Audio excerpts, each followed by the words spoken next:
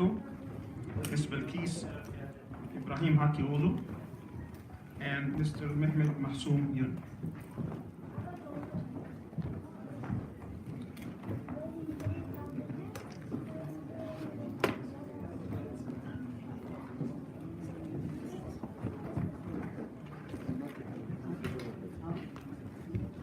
I'm going to give you a few minutes. There will be 2 speeches in Turkish. So if you would like to hear the translation, you can go to the translation equipment area and get your translation equipment.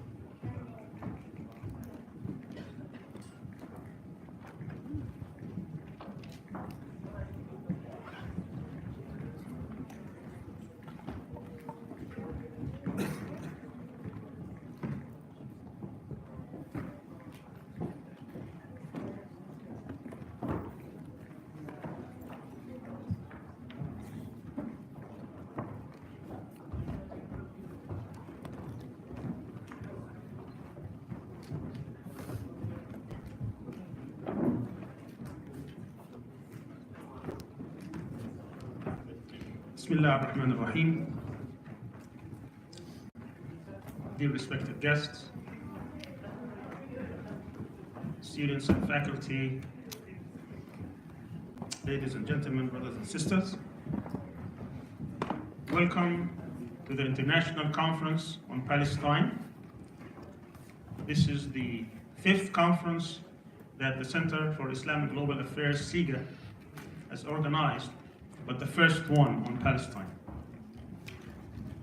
We are honored, pleased, and privileged to have with us some of the most renowned experts and speakers and activists on the issue of Palestine, an issue that has been the central issue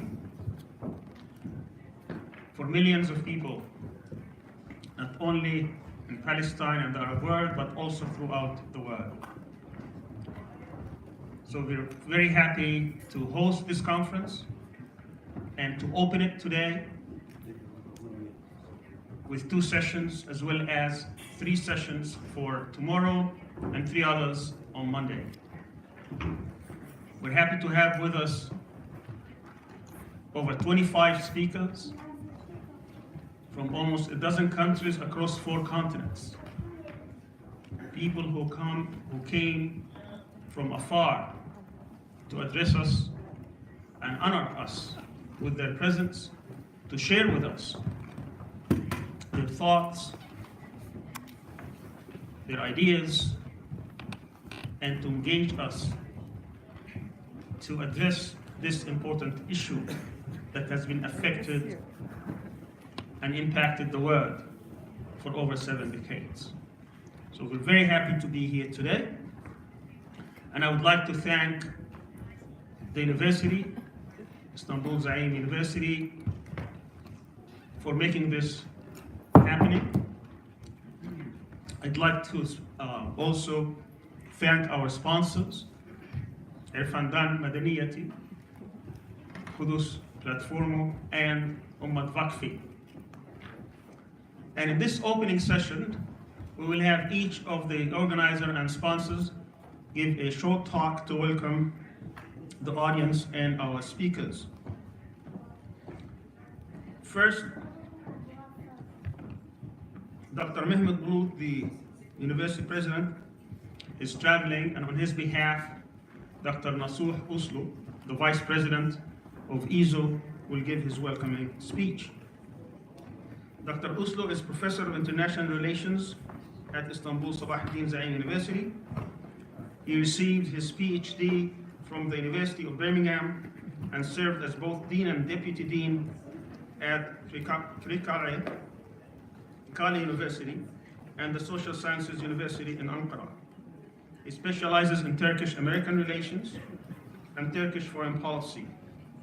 Dr. Uslu has published 4 books in Turkish and 3 in English and has numerous published articles. Please welcome with me Dr. Nasuh Uslu.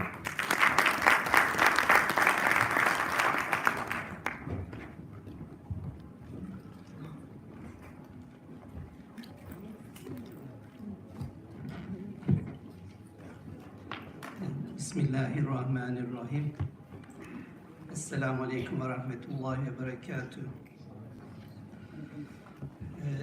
Dear guests, speakers, members of the press, ladies and gentlemen, I am Dr. Nasuh Uslu and Vice President of İstanbul Sabahattin Zaim University. On behalf of Dr. Mehmet Bulut, Director of our university, who is currently traveling outside the country but will hopefully join us later, I am extremely delighted to welcome you all to the International Conference on Palestine here at İstanbul Sabahattin Zaim University. I want to begin by thanking our co-sponsors İrfan'dan Medeniyete Derneği, Kudüs Platformu and Ümmet Vakfı for supporting this important event and helping us make it a reality. My sincerest thanks also go out to all those here at İZU whose tireless efforts made this event possible, especially to Dr. Sami El-Aryan and his hardworking and committed team at the Center for Islam and Global Affairs. 7 decades after the creation of the State of Israel, the question of Palestine still endures. The central problem of this question are well defined: dispossession, expulsion, occupation, detention, destruction, and displacement. The composite results of these problems are no less clear.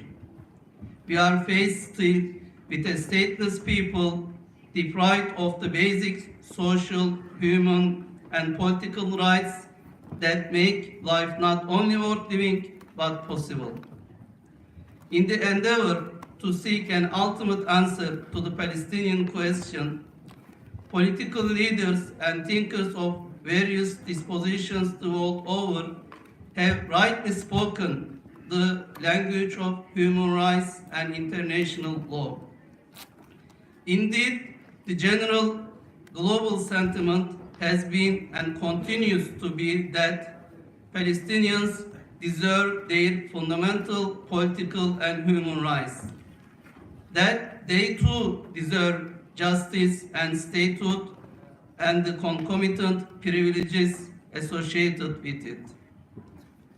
And yet, the at best vernacular powers of insistence and condemnation have empowered the Palestinians to no point at all. Faced with the brutality of the Israeli occupation and the limitation and ineptness of their leadership, the Palestinians have helplessly braved a growing number of incursions on their land and on their spirit. Gaza has been, in the merciless force of Israeli General Benny Gantz, bombed back to the Stone Age, time and time again. Palestinians in the West Bank have seen their lands confiscated, their homes demolished, their families and neighbors harassed, beaten, and imprisoned. Generations of Palestinians living in squalid refugee camps from Lebanon to Syria and to Jordan and beyond have lived and died without the opportunity of knowing their home, their history, or even the dignity of a life suited to a human being. What is perhaps most disconcerting is that even those powers who at one time seem to champion Palestinian rights, even if only symbolically, are now more inclined toward an open alliance with the Israel's right-wing government. For some Arab countries as well as others, it seems that even spoken support for the Palestinians has become a luxury too rich to afford. As the Israeli Prime Minister celebrates the American President's continuous gifts in conferring false legitimacy to the occupation of Jerusalem and the Golan Heights, he now promises his jingoistic supporters that he will annex the West Bank in contravention of every major international consensus and agreement. The echo of silence from across the surrounding region is definitely painful. The Palestinians have survived 7 decades of horror largely on their own. While this may speak to the shamefulness of the international community, it also speaks more substantially to the incredible resilience of Palestinian people and their faith in justice, in truth, in peace, in God. What the future holds for the Palestinian people, we may not know for certain. The political dynamics of the occupation and of the region more broadly are changing in strange ways, sometimes frightening, sometimes promising. What we can, however, say with reasonable certainty is that the Palestinian people will survive as they have continued to do so for such a treacherously long time. Their role has been determined for them, resistance. Our role as experts, thinkers, and people of conscience outside occupation is comparatively more privileged, but arguably as important. In aiding the Palestinians through their struggle for freedom, we must continue to seek out answers for the ever-emerging questions that define the future of Palestine and its people.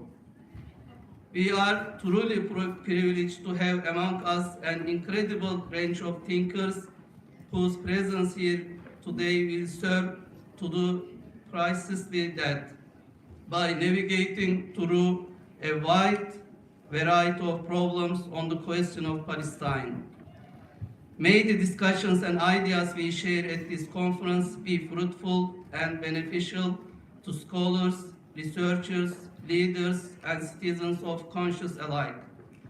Most importantly, may it be of value to the Palestinians themselves and to those who seek truth, justice, and freedom. Thank you all once again for being here with us. I am really looking forward to excellent presentations and discussions. We are privileged at ISU to have such distinguished experts and speakers. With these words, I would like to turn the floor over to Dr. Sami El-Haryan. Assalamu alaikum wa rahmatullahi wa barakatuh.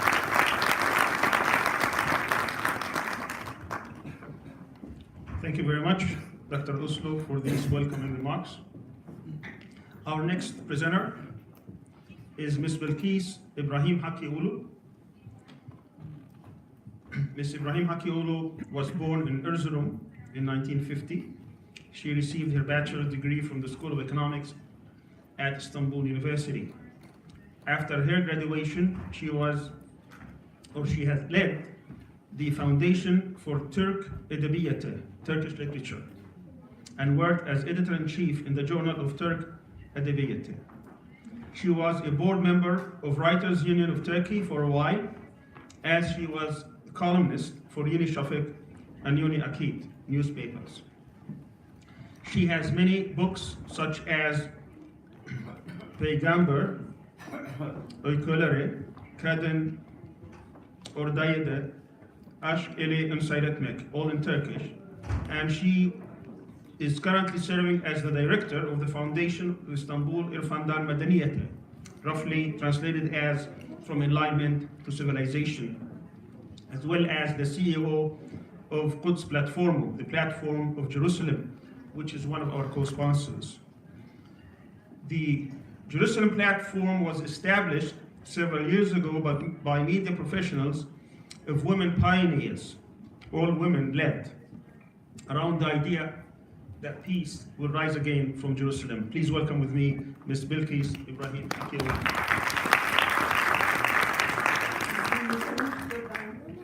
Konuşmak istiyorum. Biraz rahatsızım. Kusuruma bakmayın.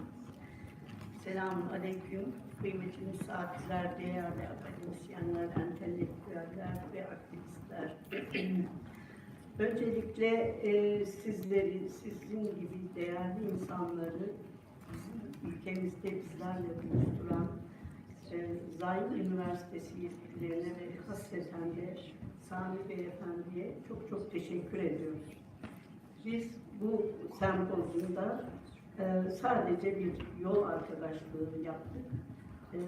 Kendilerine bu emeklerinden dolayı tekrar minnettarız.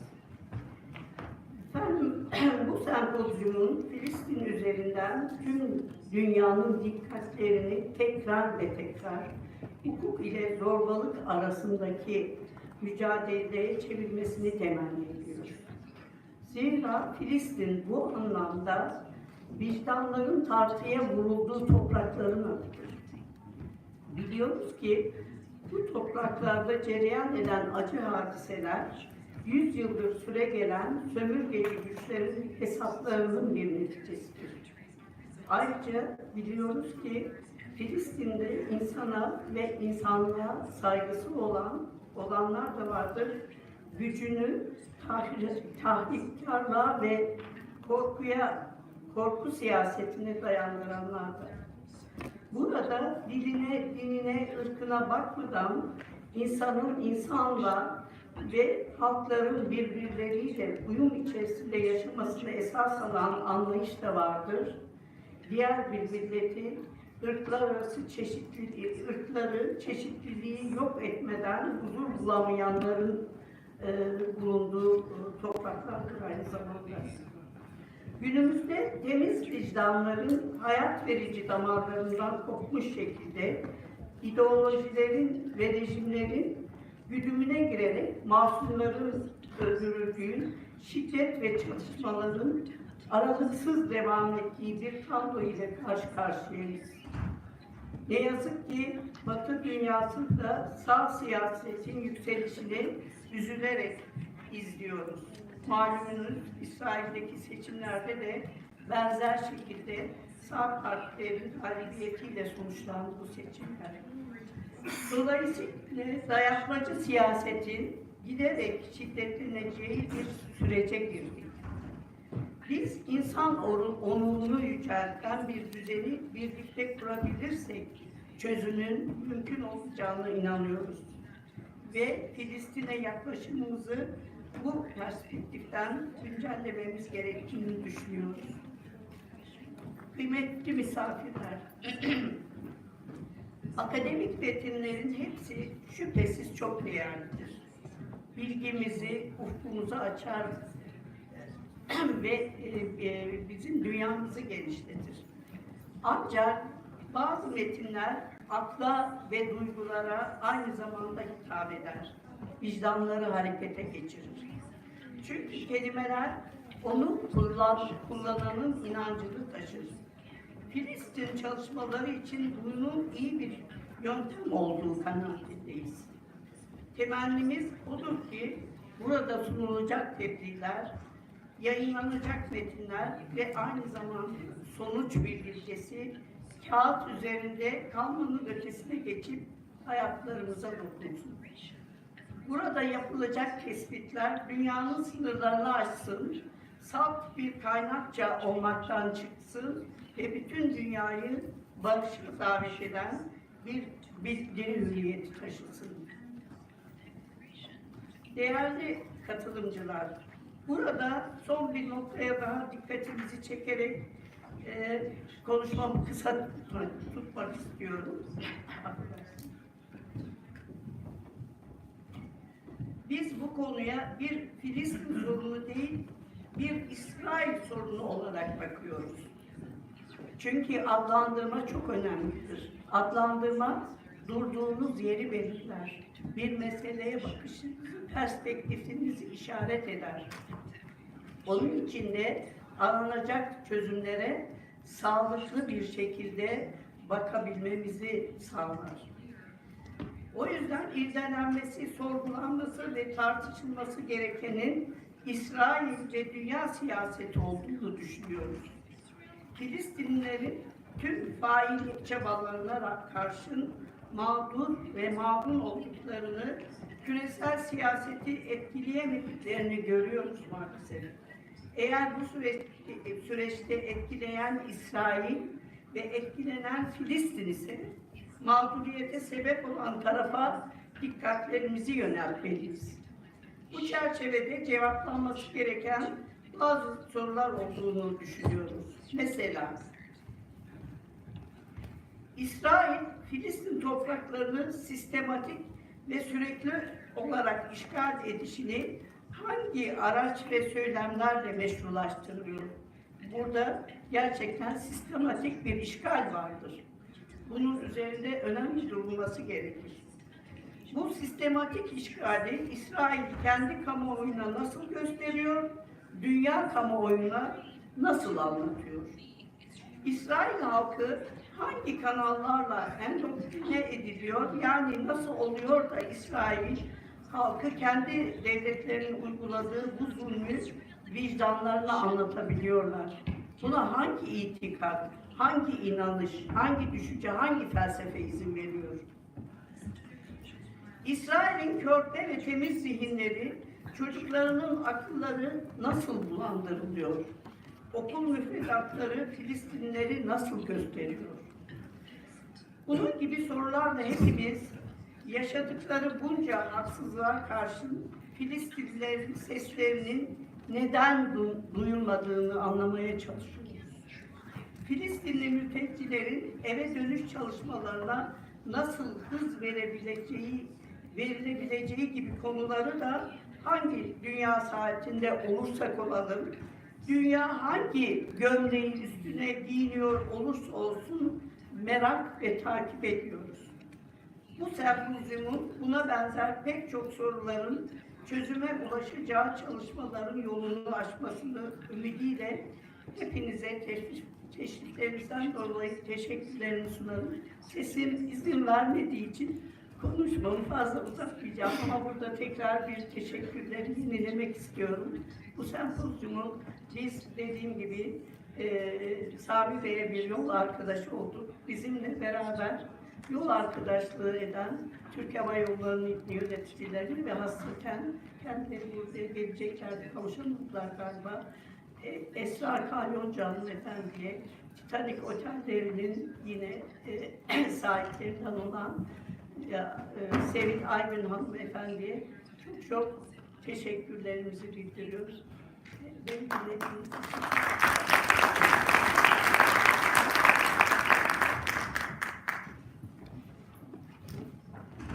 Thank you very much, Bilkis Hanım, for your presentation and for being part of this effort.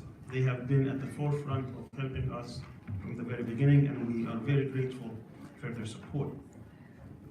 Our next speaker is Mr. Mehmet Mahsoum Yun. Mr. Yun was born in Mardin in 1970. He is the CEO of Ummat Vakfe. He graduated from civil engineering from Gaziantep University and sociology at Anadolu University. He was charged in being director of many NGOs in the past, and currently he's serving as the CEO of Ummat Vakfi, which translates into Waqf al-Ummah, that serves many Palestinian citizens living in Jerusalem and around Jerusalem through a number of Waqf projects that contribute to the relief of poverty and bettering the livelihood of many refugees. Please welcome with me Mr. Mehmet Mahsoum Yun.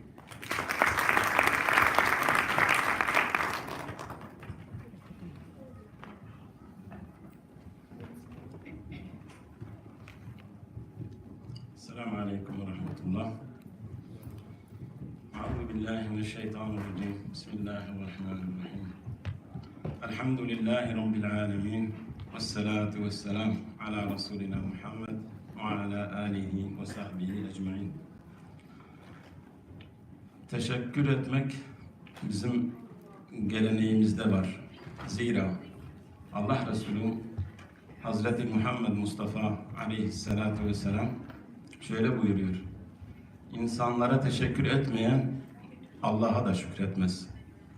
Dolayısıyla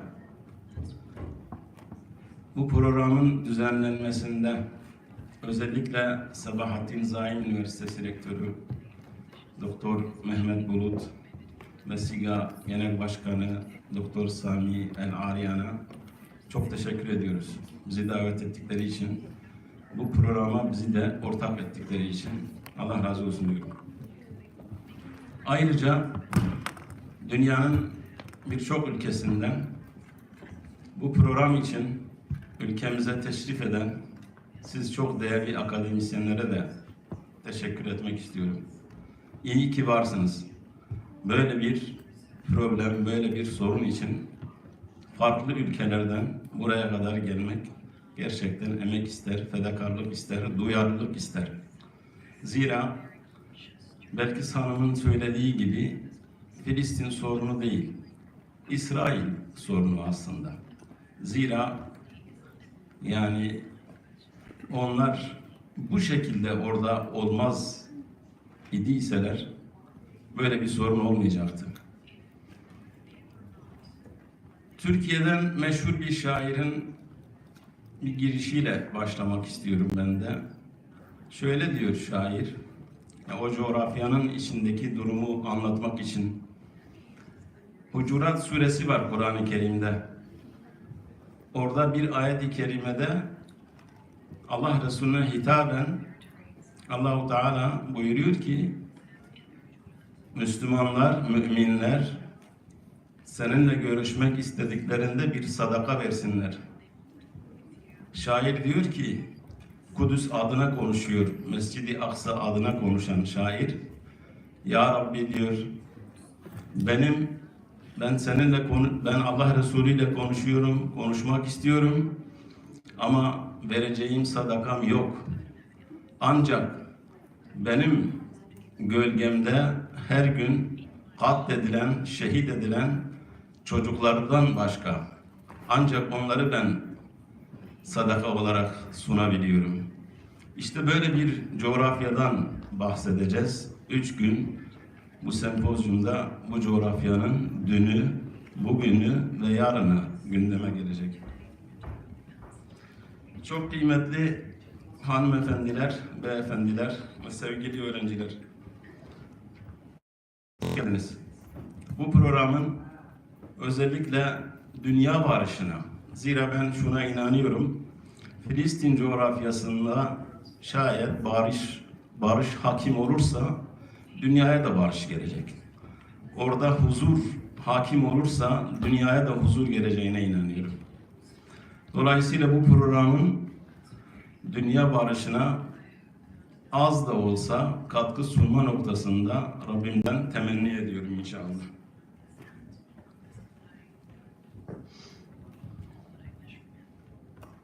Dünyadaki bütün akademisyenler ve sivil toplum kuruluşu öncüleri aslında dünya kamuoyunun bir nevi vicdan sesini temsil ediyorlar. Her zaman hakkın ve haklının yanında durmak zorundayız. Eğer durmazsak gerek dünya kamuoyu ve gerek inandığımız değerler ve inandığımız ahiret, öbür tarafta bizim hesabımız çok çetin olacaktır. Doğrunun gölgesi doğru olur. Eğrinin gölgesi eğri olur. Bizim eğri olmak gibi bir lüksümüz yoktur. Çünkü biz sivil toplum kuruluşuyuz. Sivil adına konuşuruz. Hakkın ve haklının yanında yer alırız. Aynı şekilde bilim dünyasının da böyle olması gerekiyor. Üniversite camiasının da böyle olması gerekiyor. Bütün dünyadaki akademisyenlerin de böyle olması gerektiğine inanıyorum. Ben de sözümü çok uzatmak istemiyorum. O coğrafya ile ilgili şu an yaşananlar belli. Sadece eski ahitte geçen 10 emir var malumunuz. 10 emirden 4 tanesini burada zikretmek istiyorum. Birincisi, öldürmeyeceksin diyor. Bugün neler oluyor o coğrafyada hepimiz biliyoruz. Tam zıttı maalesef. İkincisi, çalmayacaksın. Aynı şekilde başkasının hakkı ve hukuku olan, malı ve mülkü olan gayrimenkuller zorla, cebren, hile ile maalesef çalınıyor o coğrafyada. Üçüncüsü, yalan şahitlik yapmayacaksın. Belki hanım efendi söyledi.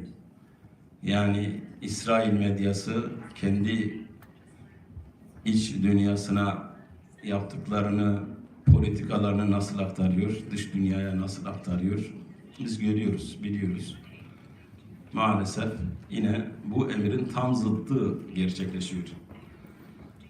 Dördüncüsü, komşunun malına göz dikmeyeceksin. Evet, komşunun malına göz dikmeyeceksin. Yıkılan evleri, örülen duvarları biliyoruz kilometrelerce maalesef. Evet, eski ahitte bu 4 emir geçiyor. Bunları biliyoruz ama maalesef tam tersi bir uygulama şu an. Dolayısıyla biliyoruz ki Filistin coğrafyası özellikle 1917'den bu yana zulüm, gözyaşı, kan, sömürü, talan ile birebir yaşıyor maalesef.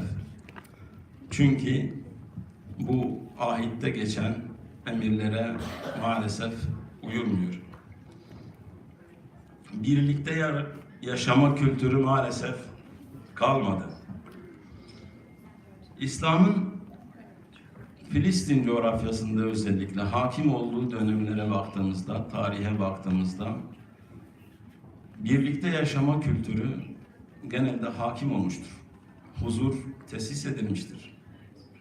Orada yaşayan gerek etnik köken, gerek farklı dinlere müntesip insanlar çok rahat, çok uyumlu bir şekilde, huzurlu bir şekilde birlikte yaşayabilmişler.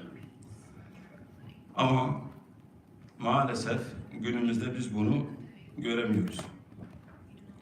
Peki biz Müslümanlar için Kudüs niye önemli? Mescid-i Aksa niye önemli? Filistin bizim için niye önemli? Elbette orada yaşayan veyahut farklı yerlerde yaşayan, farklı dinlere mensup insanlar için de önemli. Ama bizim için de çok önemli. Hatta ben şuna inanıyorum. Bütün semavi dinlerde malum Allah inancı var. Tek Tanrı'ya inanıyoruz. Bizim inancımız o şekilde. Tevhid inancı. Allah katında tek din İslam'dır. Bu diğer dinlerde de öyledir aslında. Adem Aleyhisselam'dan Muhammed Aleyhisselam'a kadar gelen dava, gelen öğreti hep aynıdır. Gelen inanç hep aynıdır aslında. Onun katında tek din İslam'dır. Dolayısıyla Kudüs, Filistin ve Mescid-i Aksa aslında bizim için sadece bir mabet, bir mescit, bir mukaddes mekan ile sınırlı değil. Onun da ötesinde bir kardeşlik, bir ümmet bilinci, bir birlik bilinci, bir dünya barışı bilinci, hatta bir sabır, bir sebat ve hatta bir direniş bilincidir bizim için. Biz Kudüs'e, Mescid-i Aksa'ya, Filistin'e bu şekilde bakıyoruz. Ve inanıyoruz ki Kudüs'e ve Filistin'e ilk başta da söylediğim gibi şayet barış gelirse dünyaya barış gelecek. Bu manada bu programın inşallah bu dünya barışına ve oradaki coğrafya, o coğrafyada yaşayanlar için o coğrafya barışına katkıda bulunmasını Rabbimden temenni ediyorum inşallah. Ümmet Vakfı'ndan bahsetmedim. Ümmet Vakfı'nın rolo bu dışarıda var, kırlangıçlar var sağda solda ve standımız var. Ümmet Vakfı ne yapıyor, nasıl çalışıyor? Mescid-i Aksa'ya, Kudüs'e, Filistin'e nasıl hizmetleri oluyor? Bu konuda sizleri inşallah bizim standdan müracaat etmenizi rica ediyorum. Orada gerekli bilgiler ve vakfımızla ilgili dokümanları inşallah temin edebilirsiniz. Tekrar katılımlarınız için çok teşekkür ediyorum. Ve ahiru davana enilhamdülillahi rabbil alemin.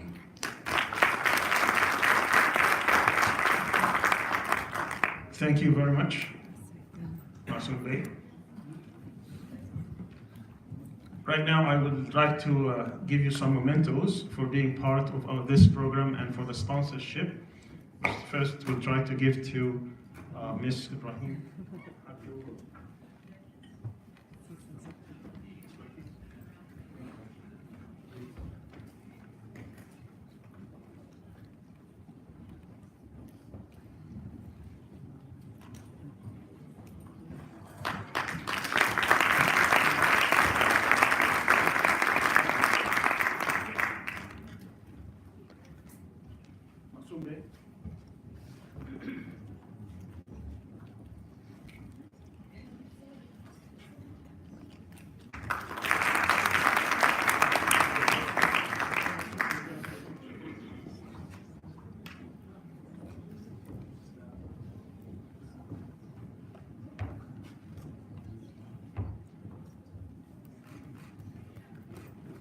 While we prepare for the next session, I would like all the speakers to come on the stage to have one group picture. All speakers, please come on the stage. Can I see all our speakers? The conference or speakers? Speakers of the conference or speakers of the conference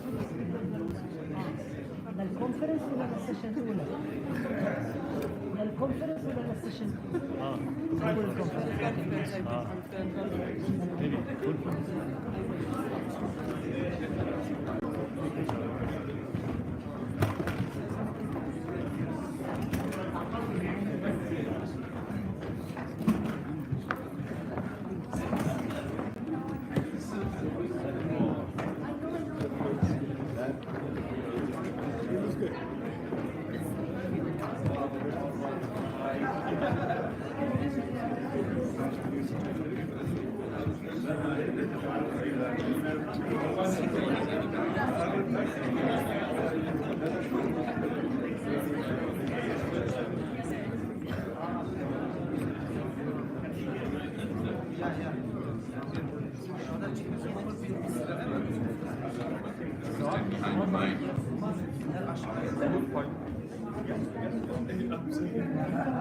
Moderators.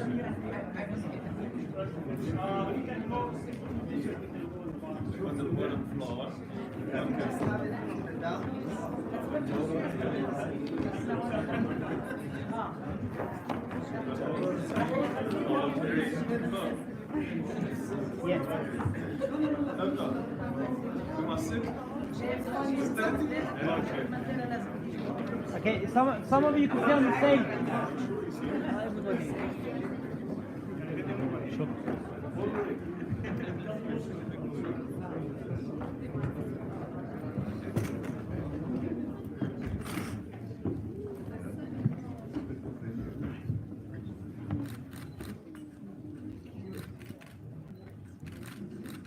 Lovely. Big hand of applause for all our speakers.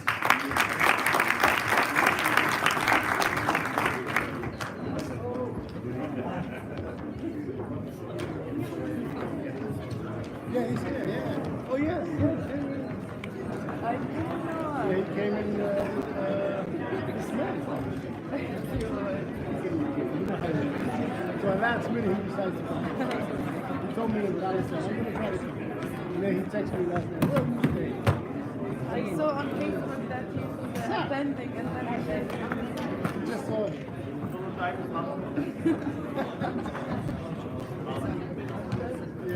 شافك دي سي لا أنا لسه هلا بقول لك بسلم عليك عايزين نعرف بسرعة.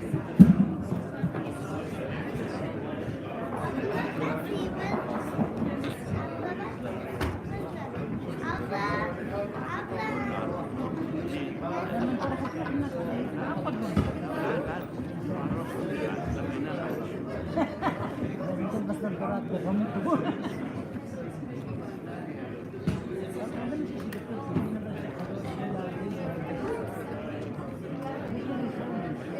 I'm going to call on our next session speakers and moderator, Amani Sinwar, Dr. Ilan Pape, Chief Mandla Mandela. Please come to the stage.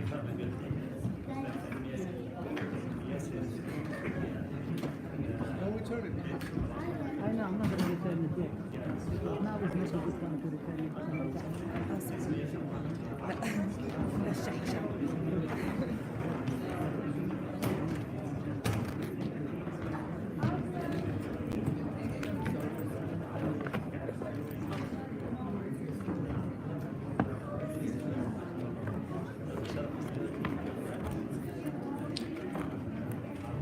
The theme of this session is the tragedy of Palestine, hegemony and survival. Our moderator is Amani Sinwar. Amani is a PhD candidate in the Department of Political Science and International Relations at Istanbul Zaim University and a research associate at the Center for Islam and Global Affairs, CIGA, where she focuses on issues related to human rights. Amani received her master's degree in politics and international relations from the European Union Institute at Marmara University in Istanbul, and previously served as regional director for the Euro-Mediterranean Observatory for Human Rights. She's also contributed to several media projects, including to the Quds Press News Agency and Gulf Online. Her upcoming book focuses on the transformation of European foreign policy vis-à-vis Israel and the role of European elites. Please welcome with me Amani Sinwar.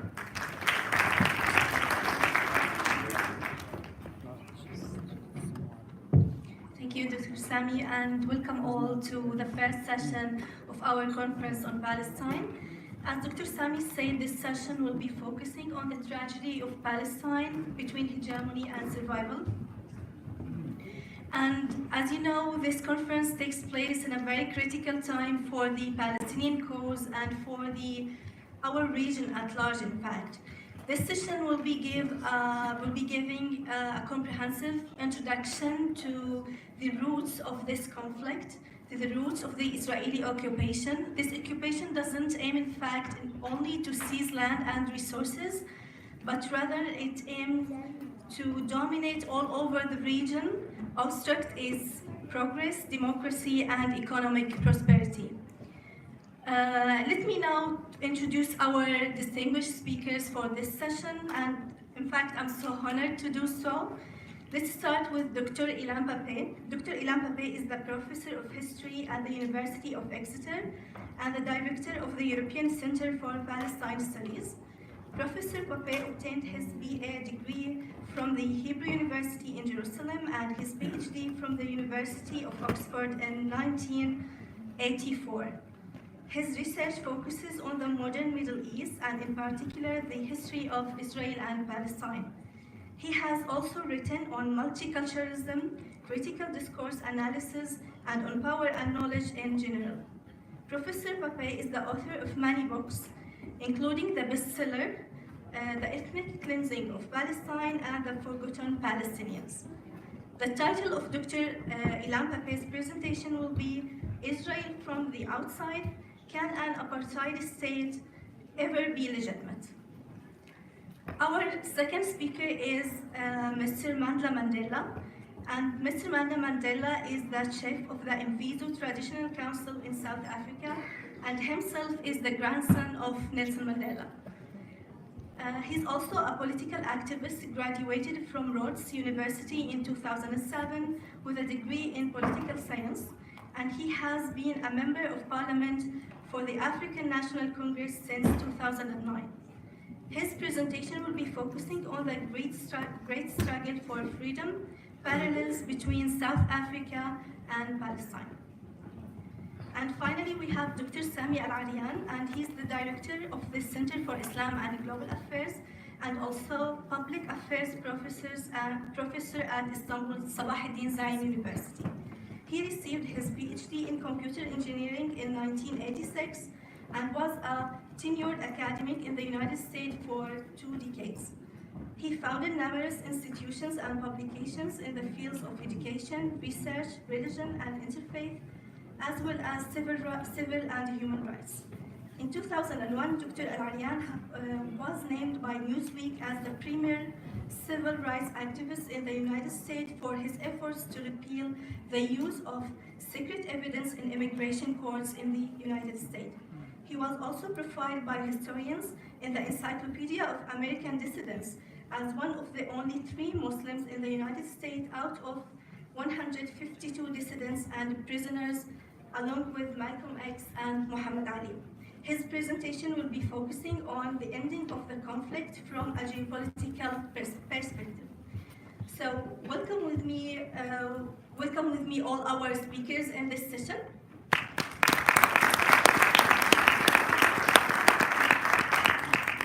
So thank you so much, and let's start with Dr. Ilham Touré, please.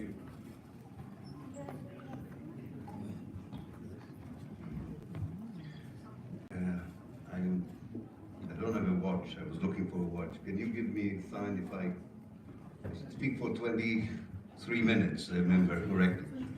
20 to 23. So give me a sign of 22 minutes. Thank you. It's a great pleasure to be here, and I want to thank CIGA for inviting me, and the University of Zain for hosting us, and for everyone who took part in this effort.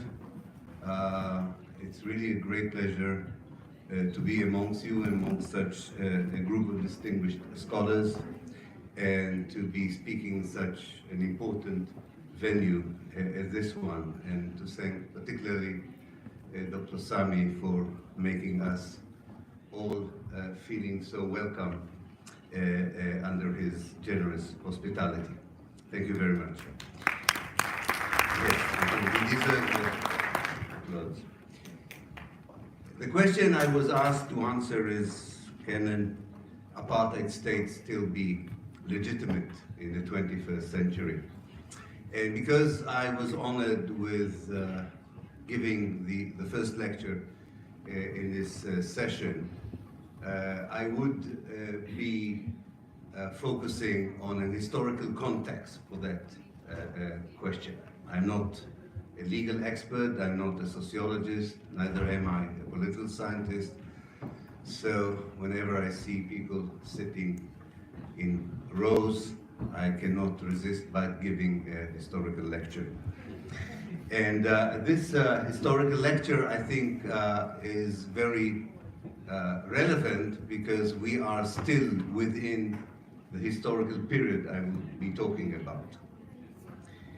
And in fact, the main problem with Israel, to my mind, is not only that it is an apartheid state, but it is a settler colonial state. Settler colonialism as a perspective through which we are looking at the state of Israel is not a new idea. But for some reason, when it was first introduced in the 1950s and the 1960s, it didn't seem very relevant. I think the reason was that the Palestinian liberation movement was still considering Zionism as a classical colonialist movement, and therefore thought that the classical analysis of Zionism as colonialism and as on the Palestinian struggle as an anti-colonialist struggle is the only perspective you needed in order to explain to yourself and to others why you are fighting Zionism and what you are fighting for when you fight Zionism. But years later, it turned out that settler colonialism is a fine-tuning on colonialism. It's a kind of a more refined version of colonialism and explains much better the Zionist movement, and in many ways explains much better the challenges facing the Palestinian national movement in the 21st century, giving the achievements of Zionism, so to speak, in Palestine in the last 72 years, or maybe even in the last 100 years. I'm sure many of you are familiar with what settler colonialism means, but if you would allow me, I just want to devote 2 or 3 minutes to make sure that my definition of settler colonialism fits your definition. It's a very important paradigm. And that particularly important paradigm in fact came through the work of academics in the last 10 or 15 years, which doesn't happen often, that the people who work in academia contribute so significantly to our discourse on Palestine. Usually the academics follow the activists, the political leaders, and so on. But in the case of settler colonialism, I think the group, especially a group of young Palestinian academics, contributed a lot to our reframing of what the conflict is about, and therefore, of course, what is the way forward in many ways. So settler colonialism is a movement of Europeans who were themselves victims of persecution and were looking for a new home, and one can say even a new homeland, because Europe did not want them anymore. They were expelled from Europe, and they were looking to rebuild Europe on someone else's homeland. And as the great scholar of settler colonialism, Patrick Wolf, says, in the encounter between this settler and the indigenous native population, the logic of the elimination of the native was activated. In fact, what is really similar to the movement of Europeans to North America, to Latin America, to South America, to Africa, to South Africa, and to Palestine, and one can include Australia and New Zealand in this, that the movement of these Europeans was a movement into a place where someone else already lived, someone else had already their own aspiration and their own progress. And these people, the native indigenous people, formed the main obstacle for the success of a project that in the eyes of the settlers seemed to be a project of salvation, of saving themselves from persecution in Europe. They had other problems. For instance, they needed usually an empire to help them create a foothold in the new entities. And quite often, their interest and the interest of the empire that helped them to build the settlement clashed later on in history. And that's why when you talk about the War of Independence in the United States, it's the War of Independence against the British. And when you talk about the War of Independence in Israel, it's the War of Independence against Britain. And the Boers in South Africa would see themselves as fighting for independence in the late 19th century against the British Empire. The empires that helped them to colonize the indigenous people. Other processes take place when settlers come to someone else's homeland. And Zionism is a prime example of this. The settlers very quickly see themselves as the indigenous people. And in order to achieve this new identity as indigenous, they de-indigenize the native people. They take over their history, they take over their land, but they take over their history. Sometimes they take over their customs, their dress, their memory, and they use it in order to eliminate the indigenous population. I mean, nobody went as far as the United States to call a weapon of mass destruction in the name of a Native American tribe, the Apache. But this is just symbolic to the way this In the group. erasure of memory, of presence, of existence of the indigenous is an important part of the settler colonial project of taking over. And once you accept that this is the paradigm for Zionism, that this explains much better than any other paradigm we used in the past to explain Zionism, you can see how the history of Zionism unfolds in Palestine as a settler colonial project, as an incomplete settler colonial project, as a settler colonial project that is both successful but also has not achieved everything it wanted to, and how this incompletion informs every act that Israel performs today against the Palestinian, whether it's an individual act of destroying a house or a village, or denying the Palestinian rights on a legitimate level, on a legal level, like the Israeli nationality law of December 2018. And in many ways, the Palestinian concept of the ongoing Nakba, al-Nakba al-Mustamira, is really relevant to settler colonialism, because one of the things we teach when we talk about settler colonialism is that settler colonialism, this act of taking from the indigenous native people their homeland and claiming that it belongs to you in the name of God, in the name of Marx, in the name of nationalism, doesn't matter in what name, right? That this act is a structure, not an event. It doesn't happen in 1 year and it's over. If it's incomplete, it goes on and on, either until the native disappears, or as happened in South Africa, if the settler colonial regime is defeated. The settler colonial regime in Palestine has not been defeated, but the native population of Palestine has not disappeared. And therefore, we have a very clear notion of the kind of struggle that we are involved in. The early Zionist settlers who came in the late 19th century, I would say until the 1930s, were not preoccupied with the elimination of the native. They were preoccupied with building a base, an infrastructure.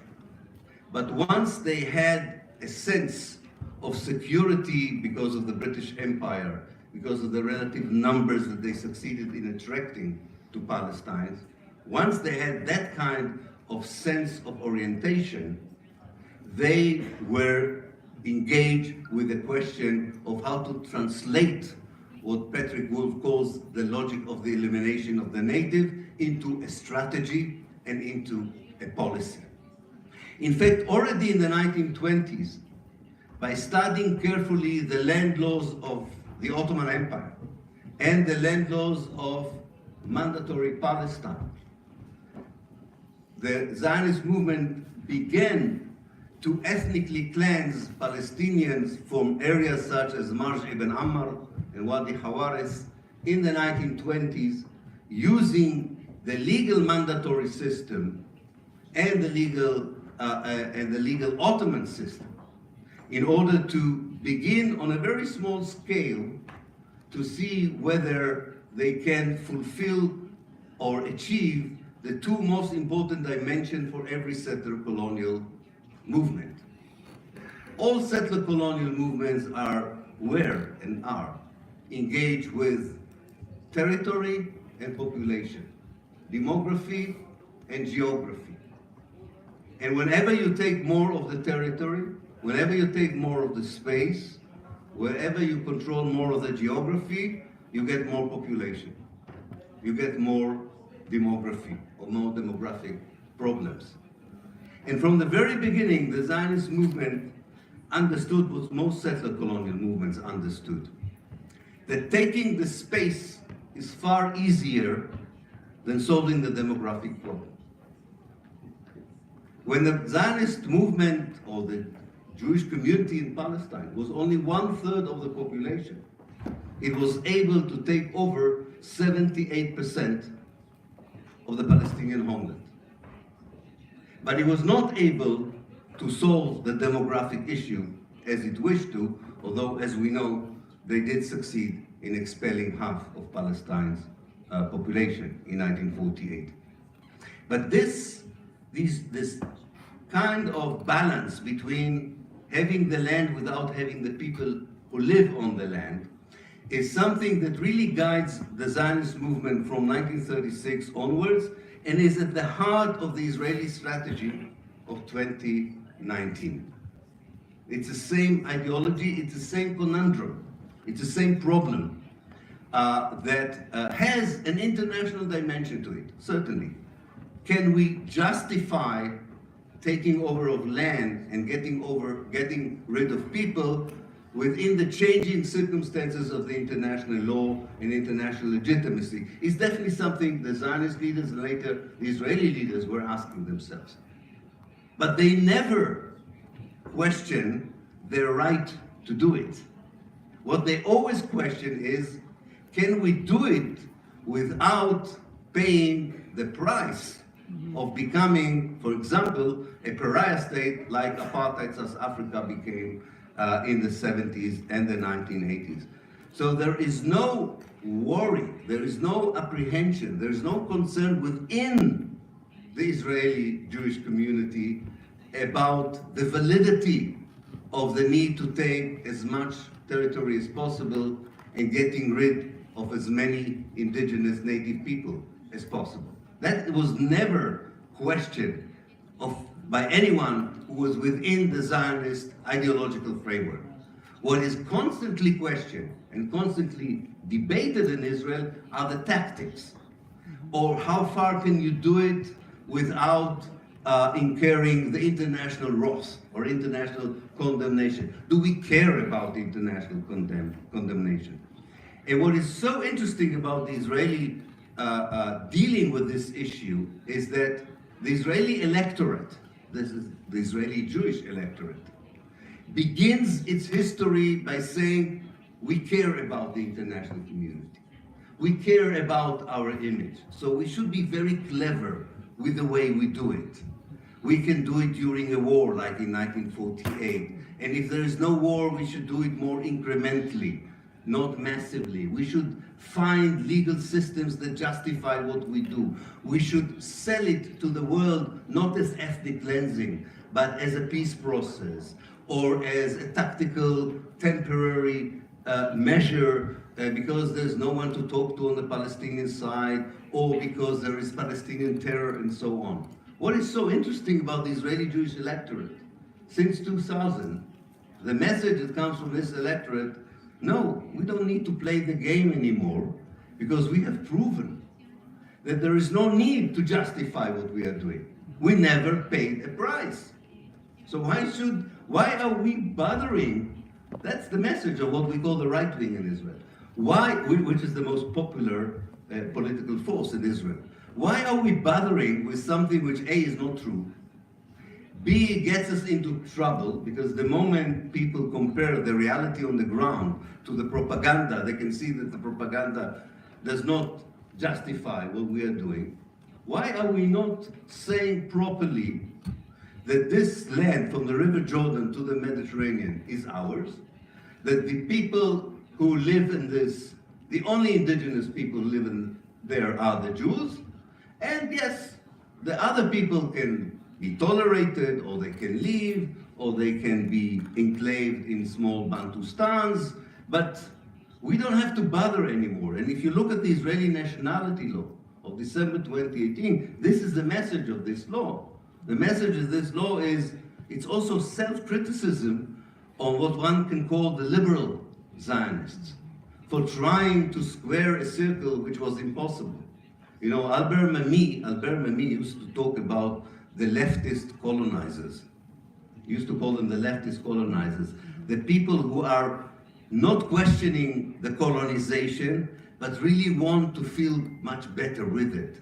And they want the colonization to adhere to international law or humanitarian or human or universal principles. And Albert Ami said always, it doesn't work.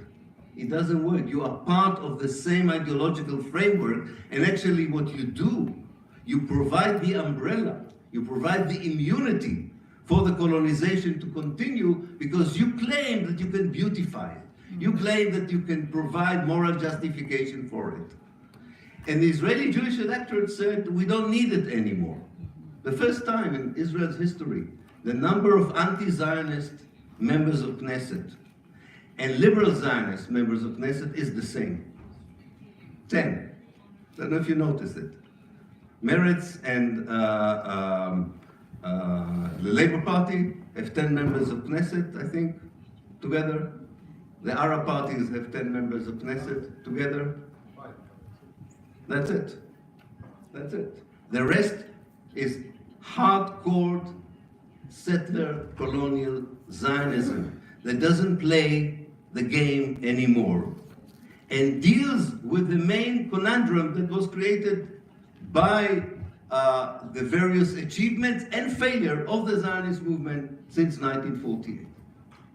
The achievement in 1948 was taking, as I said, almost 80% of the land, getting rid of half of the people who lived there, finding a certain way of dealing with the remaining Palestinians inside Israel by imposing on them military rule. In 1967, the geographical dimension of the settler colonial movement was achieved. 100% of historical Palestine became the state of Israel, if you want. And with it, inevitably, a new demographic problem emerged for the Jewish state. You kicked out 1 million Palestinians, but you incorporated another 1.5 million to 2 million Palestinians.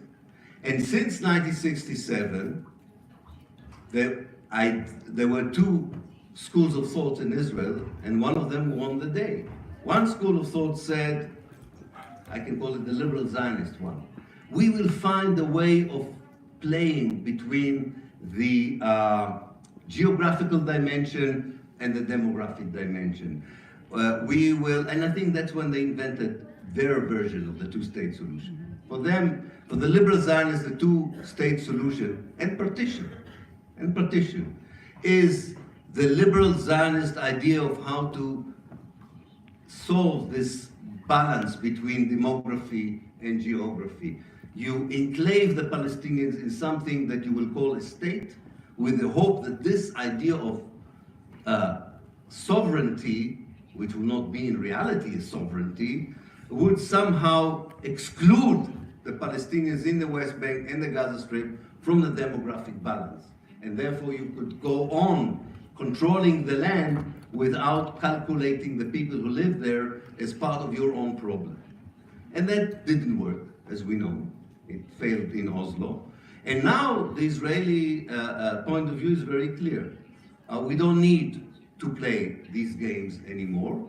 Now what we need is a mechanism by which, in the demographic reality of 2019 Palestine, of 6 million Jews and 6 million Palestinians living between the River Jordan and the Mediterranean, what we need is to continue a matrix of power that enable us to control the demographic reality in a way that does not endanger our geographical achievements.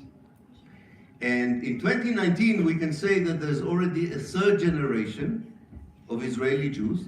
I don't have an exact number, but I was trying to assess how many Israeli Jews are engaged in the oppression of the Palestinians in all forms and mechanisms, because it's not an easy task to oppress millions of people for such a long time.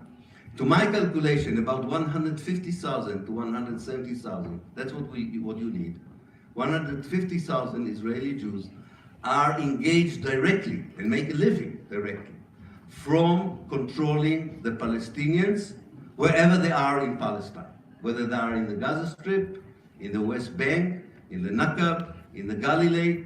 This is an apparatus that is helped by the Israeli academia, that produces the graduates to operate this mechanism, which has a legal division, it has a security division, it has an economic division. It operates in all walks of life in order to make sure that this kind of maintaining the oppression succeeds.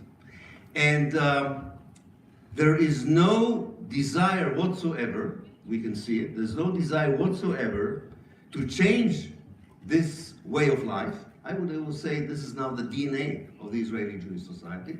There is no need to change this way of life.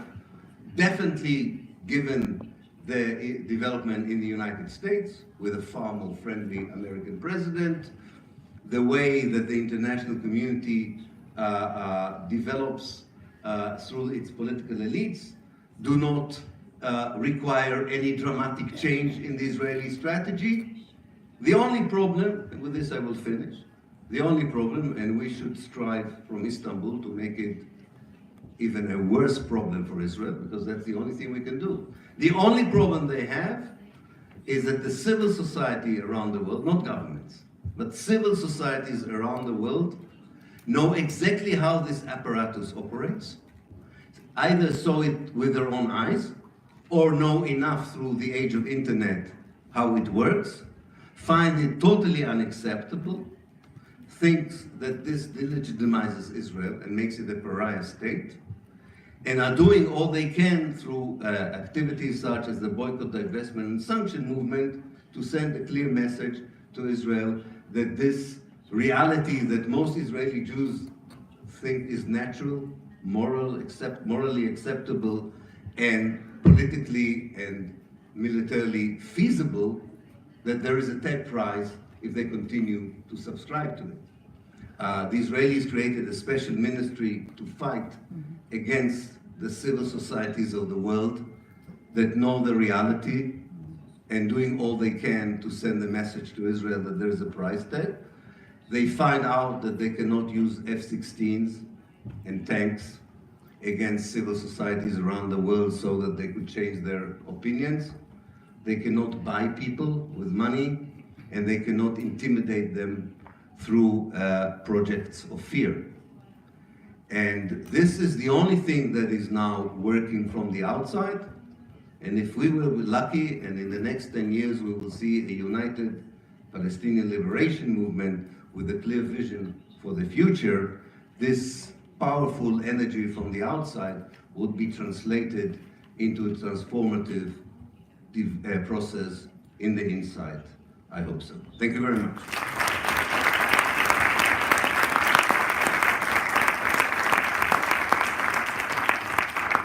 Thank you so much, Dr. Ilhan Pape, and I would like to invite Chef Magda Mandela to present. He will be talking to us within 22 minutes.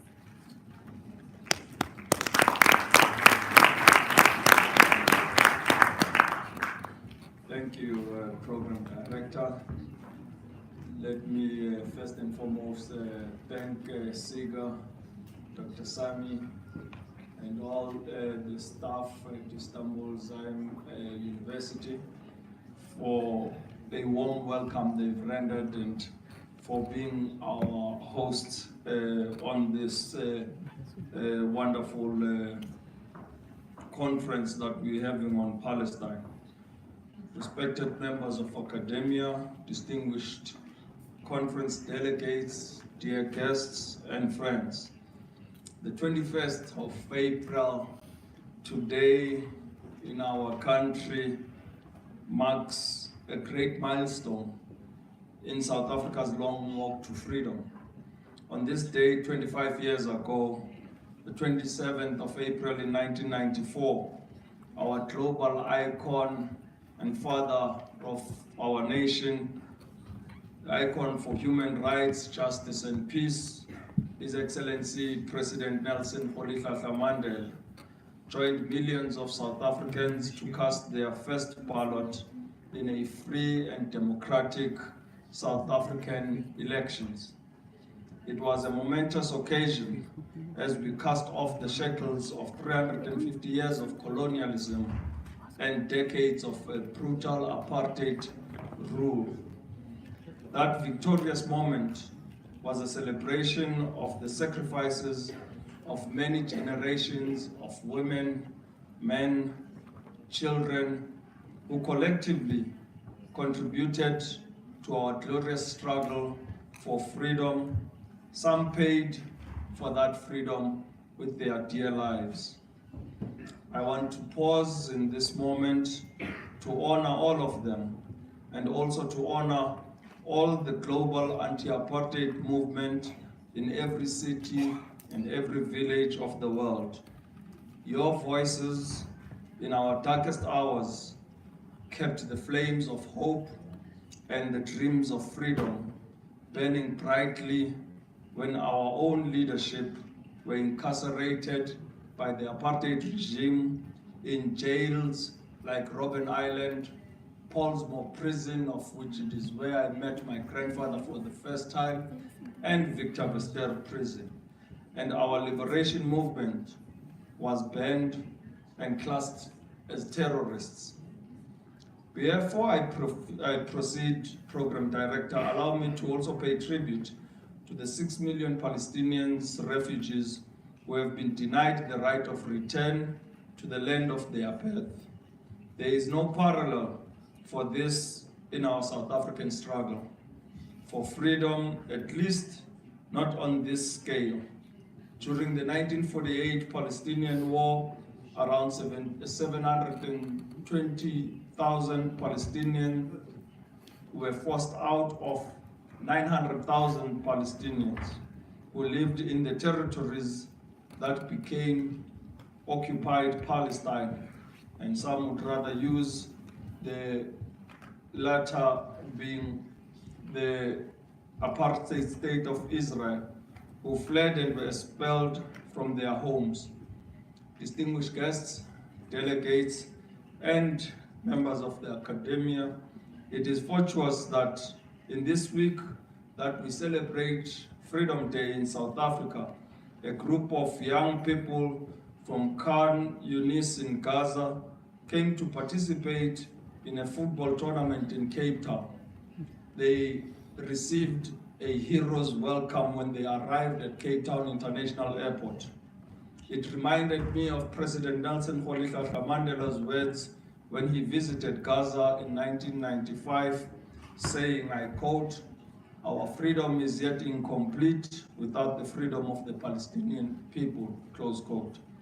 My topic today, the great struggle for freedom, parallels between South Africa and Palestine, is therefore neither academic nor a matter that we take lightly, but rather one that is rooted in the experience of struggle, pain, and trauma. Madiba, after designating the struggle for freedom in Palestine as intimidately linked by an umbilical cord to our own freedom, described the Palestinian struggle as the greatest moral issue of our time. Yet the world remains silent.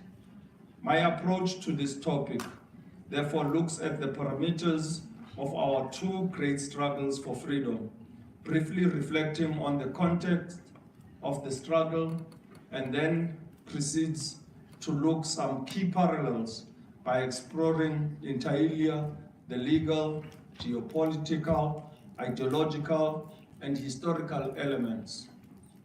Our own struggle for freedom in South Africa was rooted in our opposition to colonization and imperialism.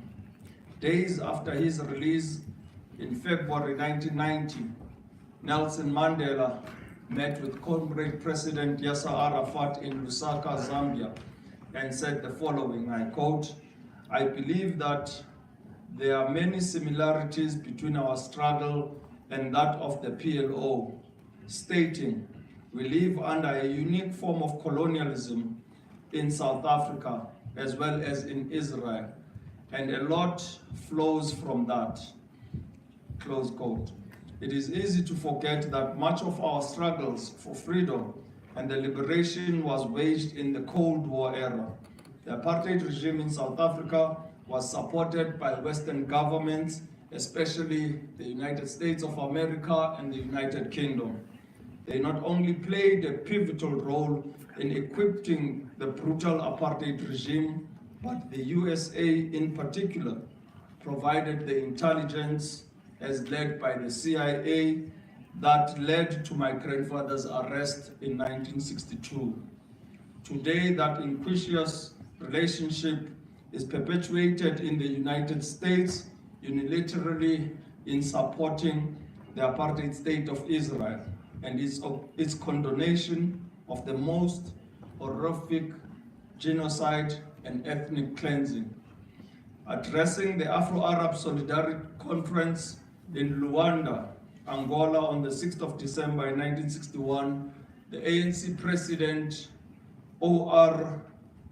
Tambo reminded us that, I quote, "Our destinies lie together. However difficult it may be, the conference has had the responsibility to ensure that in the future, when the people of Palestine are under attack, those of South Africa do not stand idle by," close quote. No political discussion about the parallels between our struggles can escape this harsh reality. In the case of Palestine, the continued occupation and belligerent expansion of illegal settlements, the plight of 6 million refugees in the Palestinian diaspora, the thousands of political prisoners languishing in apartheid Israeli jails, including women and children, the imperialist attempt to annex the eternal capital Al-Quds, and the daily humiliation and indignity meted out to Palestinians at border crossings and checkpoints, which I witnessed on my visit to Palestine. On November 30th in 1973, the United Nations General Assembly opened for signature and ratification of the International Convention on the Suppression and Punishment of the Crimes of Apartheid. It defined the crime of apartheid as inhumane acts committed for the purpose of establishing and maintaining domination by one racial group of persons over any other racial group of persons and systematically oppressing them. By this definition, Israel is an apartheid state, and the argument may well be made for classification of an even harsher nature commensurate with the nature of crimes. One only has to view the shrinking map of Palestine to understand what I mean. Only last week we read of more than 4,000 new approvals of secular developments in East Jerusalem have been passed. How many such applications have been approved for Palestinians' application? No prize are offered for guessing that answer. Absolutely zero. Israel is, in actual fact, an apartheid state. I first visited occupied Palestine in November of 2017. My first impression was that what I saw and observed was worse than anything I had ever experienced in apartheid South Africa. I was not alone in making such an observation. Before my first visit, great leaders of the anti-apartheid struggle like Ahmed Kathrada, Desmond Tutu, and the former Minister of Defense, as well as the Minister of Intelligence, Comrade Ronnie Kasrils, had expressed the same sentiments.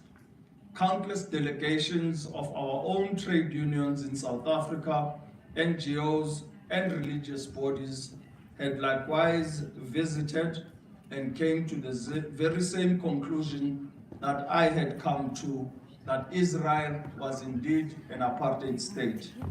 One of the participants who visited the West Bank as part of his trip, Mondli Makanya, then editor-in-chief of Sunday Times of South Africa, told a veteran Israeli reporter, Gideon Levy, I quote, "When you observe from afar, you know that things are bad, but you do not know just how bad they are. Nothing can prepare you for the evil we have seen here. In certain sense, it is worse, and I mean worse than anything and everything we endured in South Africa. The level of apartheid, the racism, and the brutality are worse than any worst period of apartheid in the Republic of South Africa. Another participant in a trip, Nozizwe Margala Rotlef, a member of the South African Parliament who had been imprisoned during the apartheid era in South Africa for her opposition to the apartheid regime, said the following, I quote, "It is hard for me to describe what I am feeling. What I have seen here is worse than what I ever experienced.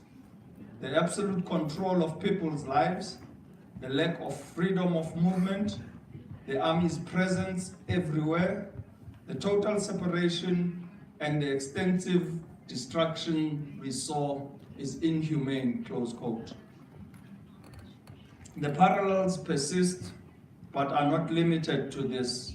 It extends to the incarceration of political leaders, detention of minors, torture and abuse of political prisoners, lack of basic political freedoms, constraints of freedom of movement, and the ever-present shadows of the state secret service Mossad, prying into every aspect of the personal and political life of activists, much like the South African apartheid regime of the old.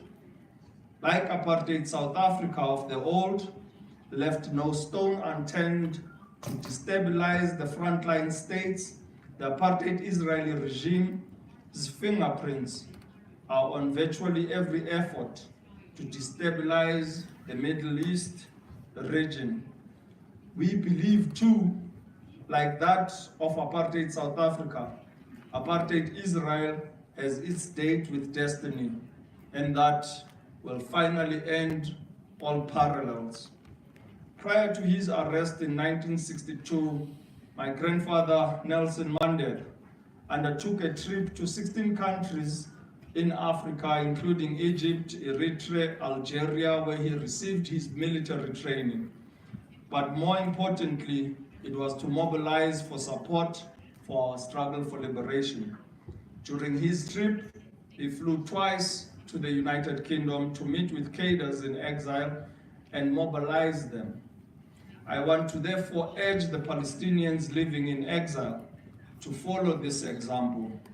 Madiba and the South Africans living in exile became ambassadors for our struggle. We therefore call on Palestinians to do likewise. Ensure that you are ambassadors of your struggle for liberation, of your struggle for self-determination, and ensure that you become the voice as the oppressed. One of the greatest pillars of our struggle was the fact that South African cadres in exile mobilized extensively, sometimes under difficult circumstances. Comrade Dulcie September was assassinated on the streets of Paris.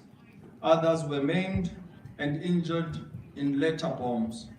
However, nothing could ever deter the global anti-apartheid movement from growing in strength and tightening the noose around the neck of the apartheid regime and isolating it in the international community. We must use every opportunity to make the Palestinian struggle visible and intensify our protest campaign against apartheid Israel.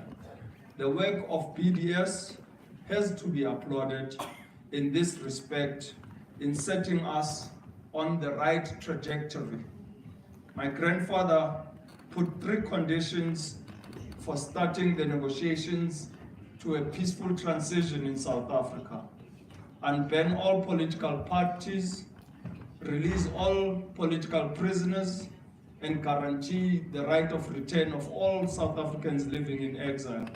We must not make life comfortable for the apartheid Israeli regime as long as it continues perpetuating apartheid in its worst form. We must draw on the parallels of the South African experience, where harbour workers in the US and in the UK refused to offload apartheid South Africa's fresh produce. We must boycott every product coming out of apartheid Israel, whether it is in fresh produce or in arms. We must rally the world for a complete arms embargo against apartheid Israel. My deliberation on parallels between our struggle will be incomplete without an appeal for unity. We owe a huge debt of gratitude to ordinary women and men all over the world, and especially the activists of the global anti-apartheid movement, whose unrelenting efforts contributed immensely to the isolation of the apartheid regime in South Africa. If indeed it was possible, my grandfather and our entire nation would have thanked them individually and collectively.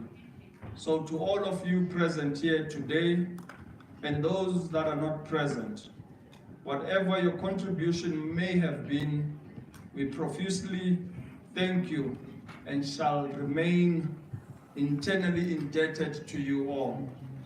That unity was also evident across political formations in South Africa in the way the internal forces were mobilized in the mass democratic movement, and the emergence of the United Democratic Front that brought together all religions, faith formations, workers, business, students, academics, and from every conceivable realm of society. This is an important lesson which our brothers and sisters in the struggle for Palestine would do well to heed. The call to unity in the South African struggle is a parallel to be replicated and lessons to be learned. We must intensify our efforts in the unification process internally and externally. Ladies and gentlemen, comrades and friends, let me end with the final parallel between our two just struggles, be that like apartheid South Africa, apartheid Israel has its date with destiny. We must lobby the SADC region, the African continent, and all allies in the non-alignment movement and the larger global community to support the boycott and isolation of apartheid Israel until justice, peace, and human rights prevail. Madiba reminded us that, I quote, "Peace, prosperity, and security are possible if only they are enjoyed by all without discrimination," close quote. Finally, President Mandela reminded us that, I quote, "It behoves all South Africans, themselves elsewhere beneficiaries of generous international support, to stand up and be accounted among those contributing actively to the cause of freedom and justice," close quote. It was important for South Africans to add our own voice to the universal call for all Palestinian self-determination and statehood, because we knew too well that our freedom is incomplete without the freedom of the Palestinians, without the resolution of conflicts in East Timor, the Sudan, and other parts of the world. We therefore are happy to add our voice in this conference, Dr. Sami and CIGA, and particularly the Istanbul Zain University, that as South Africans, we will stand side by side with the oppressed Palestinian nation until freedom is realized. I thank you.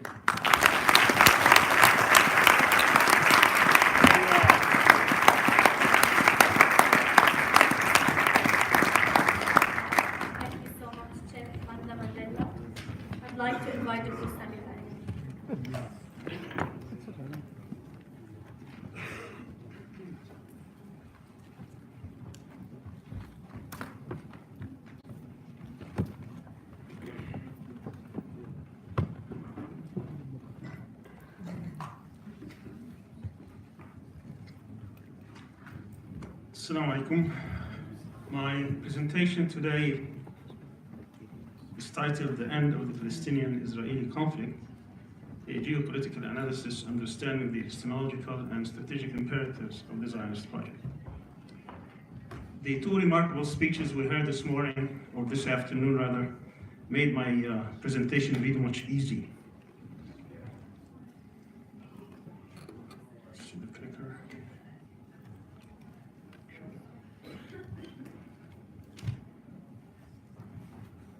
So what I'd like to do in this presentation is to answer these four questions. What is the genesis of the conflict? What's the problem? Is the Zionist state the solution? What are the Israeli strategic imperatives that sustain the Zionist project? And finally, what are the most likely end of conflict scenarios? For centuries, the world witnessed two Jewish communities. The Jews of Islam, as Bernard Lewis and Ismail Farouqi would call them, and the Jews of Christendom. That is, those who lived in the Christian West and Russia. Ever since the constitution of Medina in the first year of the Islamic calendar, Jewish communities and tribes in Arabia were recognized as intrinsic part of the Ummah, or the community.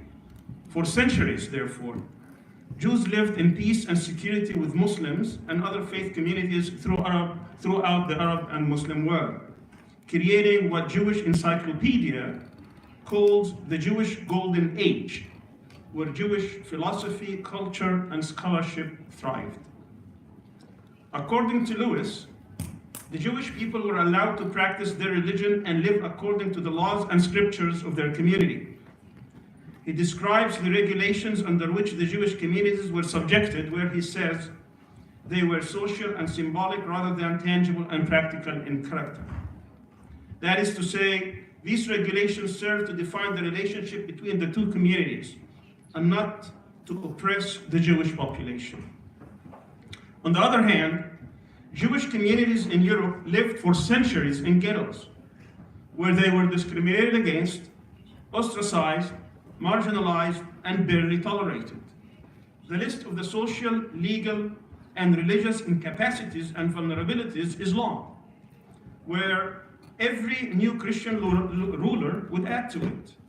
Unless the Jewish communities lived in their own ghettos, they may not employ Christians, they may not disinherit their children who will convert to Christianity, they must convert, rather, if they marry a Christian. They shall be ruled by Roman law rather than Quranic law. They shall not criticize Christian doctrines nor give evidence against Christians. They shall not celebrate Jewish feasts, practice circumcision, or refrain from eating pork. They shall submit to baptism, refrain from practicing their customs, punished if they work on Sundays, and they shall not appear in public during certain Christian holidays. They shall not work in agriculture or hold public office or offices nor practice medicine on Christians. In short, European Jews lived in such miserable conditions that they were practically forced to live in their own closed communities in order to escape these harsh realities. Furthermore, it is incontestable that the modern history of European or Western Jews is intertwined with European modern history. So as the irrational age of European enlightenment dawned in the 17th and 18th century, when intellectual life was animated and where science and culture blossomed, while church dogma gave way to reason, it was then that the European Jew, who existed for centuries on sufferance, was finally emancipated. As they came out of their ghettos, they had to learn the vernacular language of the land and adopt it as their own as they became acculturated. Within decades, many Jewish generations were assimilated. Even many religious leaders or rabbis adopted new interpretations of the scripture and established different Jewish religious traditions, such as Reform Judaism that we see today in the United States, since religious freedom was guaranteed by the US Constitution. But despite liberté equality, fraternity, the assimilated and secular Jews still had to endure hatred, suspicion, and discrimination, as Theodor Herzl had witnessed firsthand as a journalist when he covered the Alfred Dreyfus affair in Paris in 1894. But despite the Enlightenment ideas that proliferated throughout Europe, with the exception of Russia, where they didn't take root, the 19th century was the age of rampant nationalism and romanticism in Europe. So the lesson learned by this agnostic Jew turned rampant Zionist was that Jews would never be accepted or live safely anywhere. It was this manifestly anti-Jewish attitude by racist Europe that convinced the early Zionists that Europe would not tolerate its Jews. This experience had set them on their quest to adopt an ideology, political Zionism, by asserting Jewish nationalism, with all the diseases and fault lines of ethnocentrism, inventing practically a new religion to emancipate the Jews from what they perceived as the incurable disease of anti-Semitism. It was a completely European experience, fueled by discriminatory and dangerous practices such as the Russian pogroms. These experiences had no equivalents for the Jews who lived within the Muslim world. In fact, when the Jews were expelled from Spain in the 15th century, they settled across the Muslim world, including in North Africa and even in Palestine, as well as in Istanbul, the seat of the Caliphate. The tragedy of Palestine is therefore a direct consequence of intolerable Europe, including Russia, directing their racism and xenophobia against their Jews. But what would make this far-fetched Zionist fantasy a reality was a calculating colonialist scheme hatched in London to ensure not only the permanent incapacitation of the Ottoman Empire, but also the permanent fragmentation of the Arab world in particular and the Muslim world in general.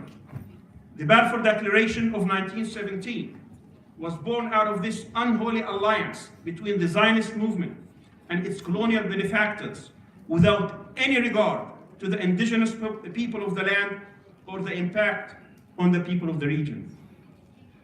For over a century, the Zionist movement adopted an aggressive and belligerent program for the purpose of establishing an exclusive Jewish state in Palestine. This dangerous movement and the state it created were guided by many strategic imperatives that must be totally understood and comprehended if we are ever to be able to confront the destruction it has brought, the suffering it unleashed, and the threat it exposed not only to the Palestinians and Arabs and Muslims, but also to the Jews around the world, and indeed to the entire world. I will argue today that in order to achieve peace not only in Palestine and the region, but also for the entire humanity, political Zionism, the political Zionism movement and its project in Palestine must be confronted and defeated, and all its institutions must be dismantled and disbanded. Note that I'm differentiating between the Zionist institutions and the Jewish people. They are not the same. Our quest must also be to save the true essence of Jewish culture and Jewish life from the dangerous Zionist path towards destruction. If I may get this to work again.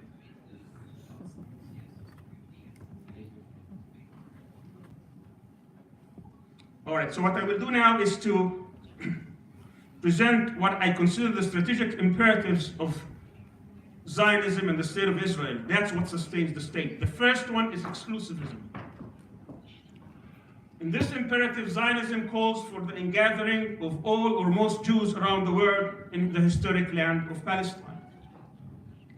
Here's a couple of quotes from Theodor Herzl all the way to Benjamin Netanyahu, that this is an exclusivist state. That's the essence of what this project is about. Here is some statistics about populations in Palestine from 1800 over the almost 200 years. In 1800, Muslims and Christians were about 90%, 97.5%. The Jewish population was 2.5%. These are normally what people would live there as neighbors, as friends. When my grandfather was born around 1892, that figure was still within 90%, 92%. When the British Mandate took place in 1920, there was a census in 1922, and you could see what happened with the immigration that was facilitated by Britain. The number was 11%. By the time the state was created, with this massive immigration, illegal immigration I might add, roughly the numbers were 2-to-1. But if you add, even after all the occupation and the confiscation, at the end, I don't have time to go through all these statistics, you could see that when we add the occupied people in the West Bank and Gaza today, as Professor Pape has mentioned, they are roughly the same. Even the Palestinians exceeded the Jews inside Palestine. So on that level, even that project has not succeeded, and it's unlikely that it will succeed by ethnically cleansing Palestinians again. The second imperative is exclusion. In this imperative, Zionism calls for the expulsion, exile, or banishment of as many Palestinians from historic Palestine as possible. And as I said, this is going to be much more difficult this time around. But when we look at what happened in 48, and Professor Abu Sitta will be with us today, he wrote a whole Atlas of Palestine, and he shows all the different villages that have been ethnically cleansed, as well as Professor Pape, over 500 of them. This is historic Palestine. Most of these villages and towns were erased.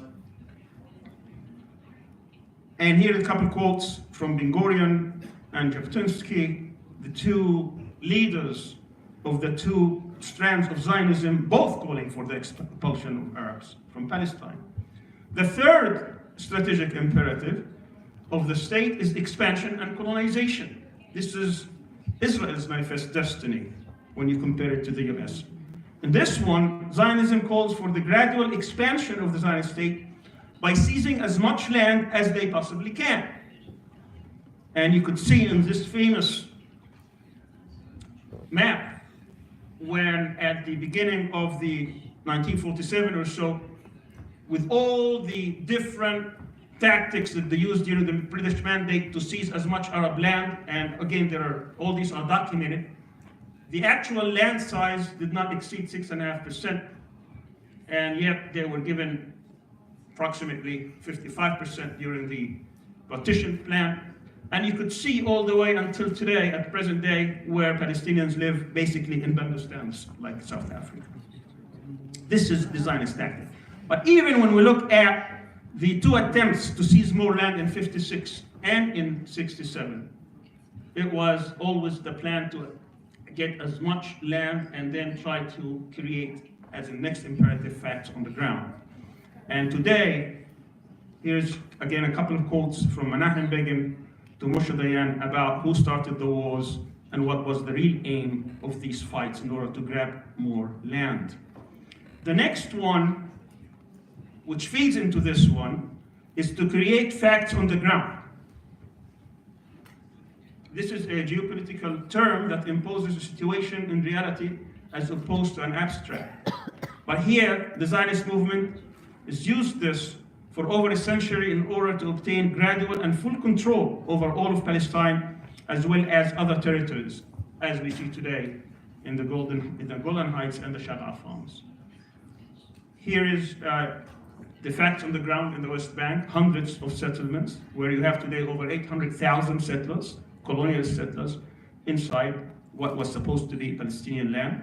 Here is another view of it, and here you could see how it is totally isolated, where you have the areas A, B, and C in the Oslo Accord, where Palestinians basically have been confined to prison camps and prison cells. The fifth strategic imperative of this state is to create a garrison state. Ever since its establishment, Israel created a military-based society where its strategic imperative is that security and survival are paramount. Most crucial decisions are based on military measures, and they take precedence over all else. The military budget is the highest in the world. exclude Saudi Arabia because it doesn't count. But aside from that, Israel is almost $2,000 per capita year in and year out.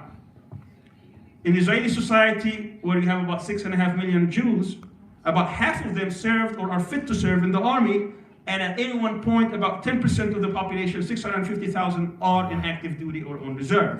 That's the very definition of the garrison state.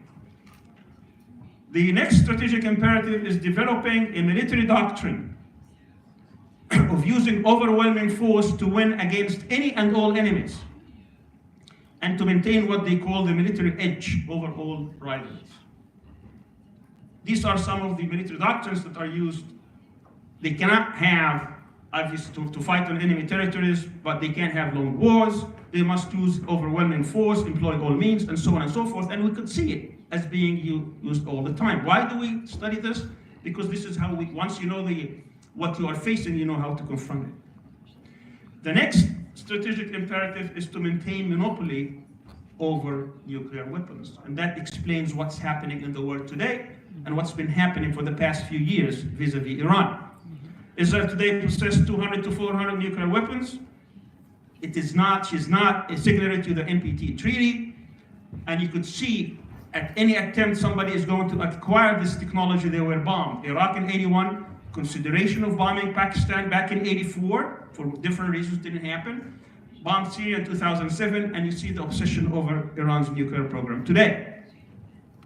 Strategic imperative 8 is to build the most efficient, sophisticated, and ruthless security apparatus that Professor Pepe explained, the 150 over and 270,000 people who are experts in intelligence operations and that are needed to control the population in the territories, eliminate perceived threats or threats, and manipulate regional politics.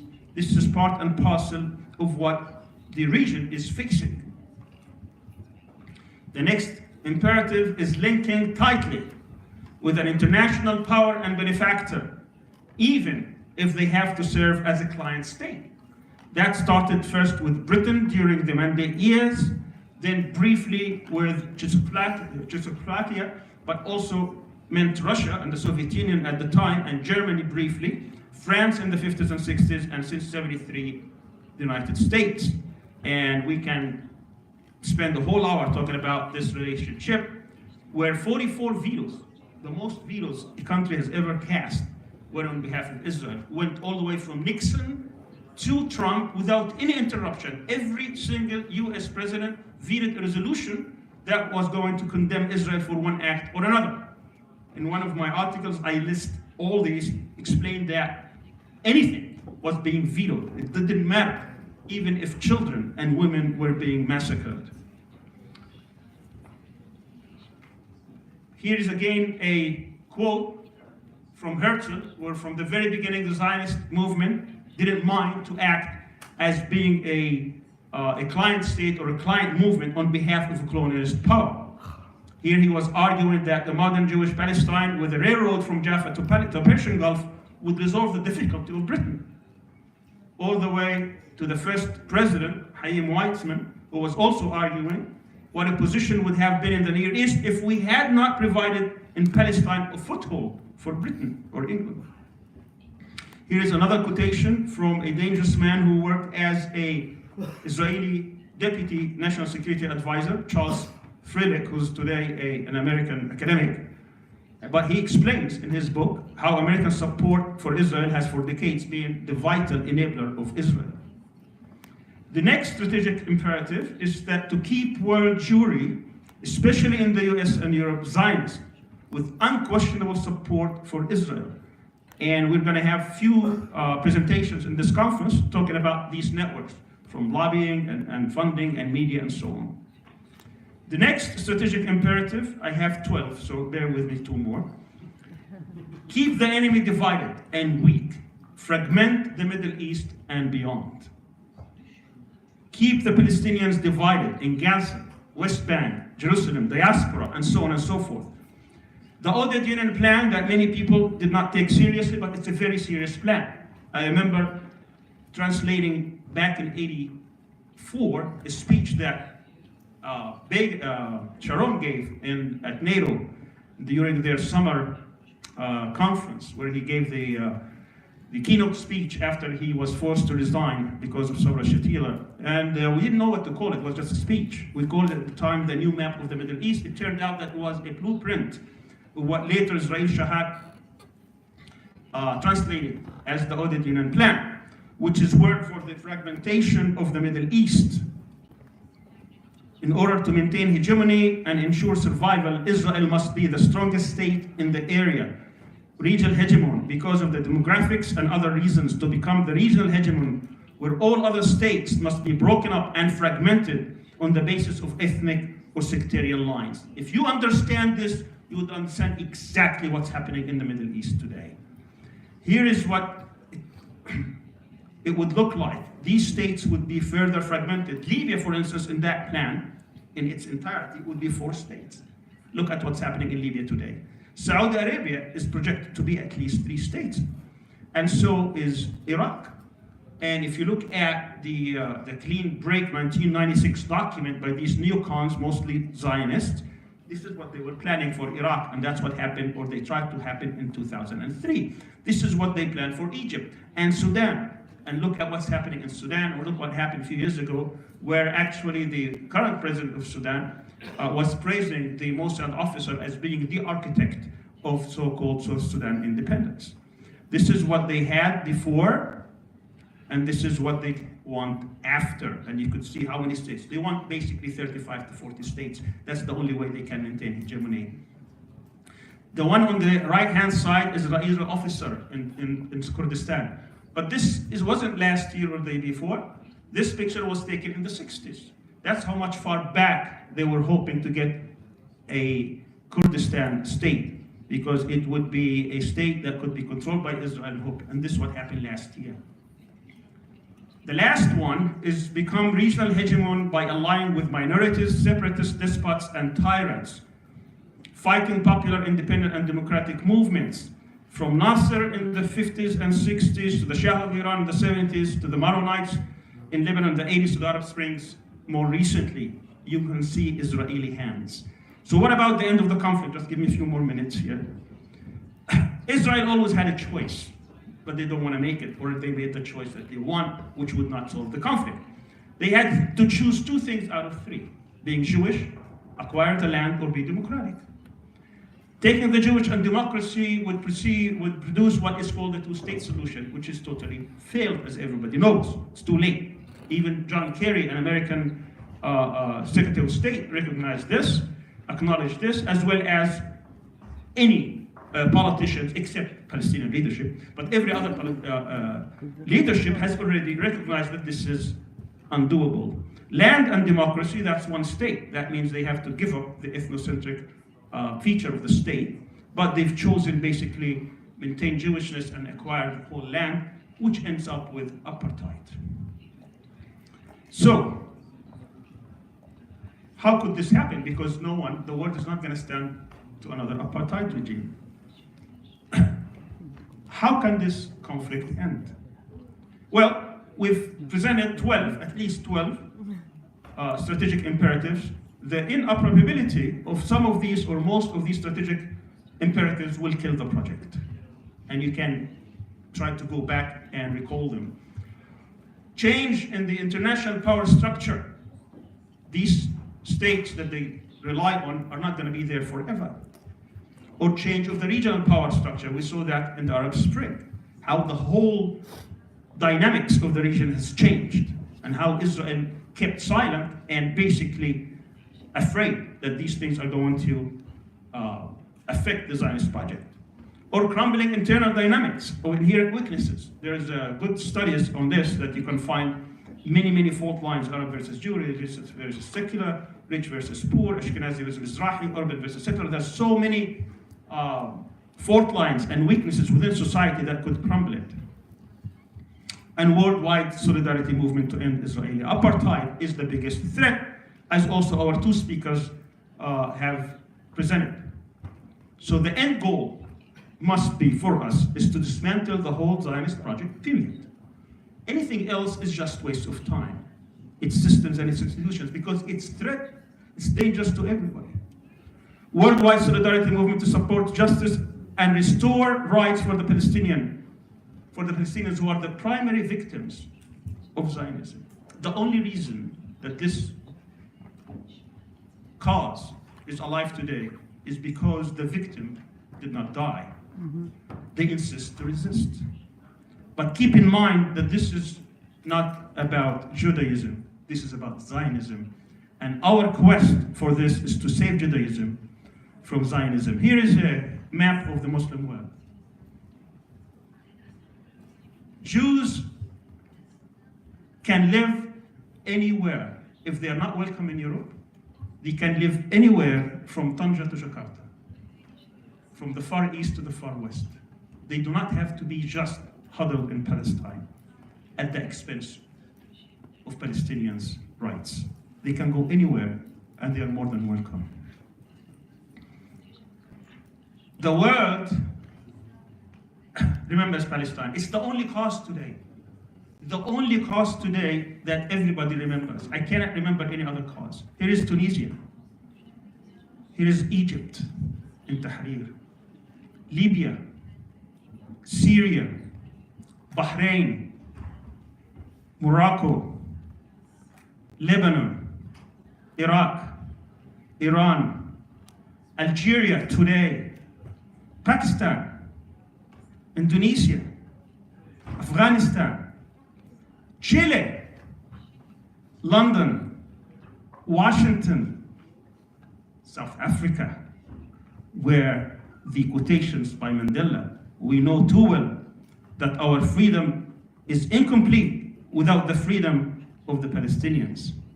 Turkey by the hundreds of thousands last year, and the March of Return. The March of Return, which we will see one day when Palestinians go back to their homes. This is what Theodore Herzl said at the end of the First Zionist Congress in 1897. Today, I created the Jewish state. If not in 5 years, certainly in 50. Today we say to him and his followers, you did not create a Jewish state. You created a monster, and the world will put an end to this monster.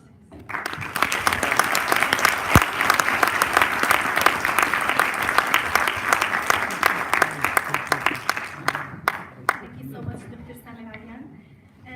Now, before opening the floor for questions coming from the audience, I will be using my right to ask one short question. Okay? So I hope it will be so short, so direct, so you can prepare your questions during this 10 minutes round.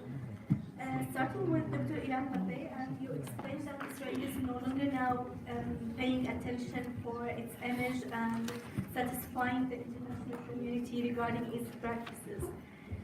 So my question is, how the Palestinian solidarity movement could work in order to delegitimize the occupation, depending on international law, depending on human rights discourse, and common global values like freedom, justice, equality, and so on, since Israel already doesn't pay attention to all criticism that it received in this regard. How the solidarity movement could match between these issues? Thank you.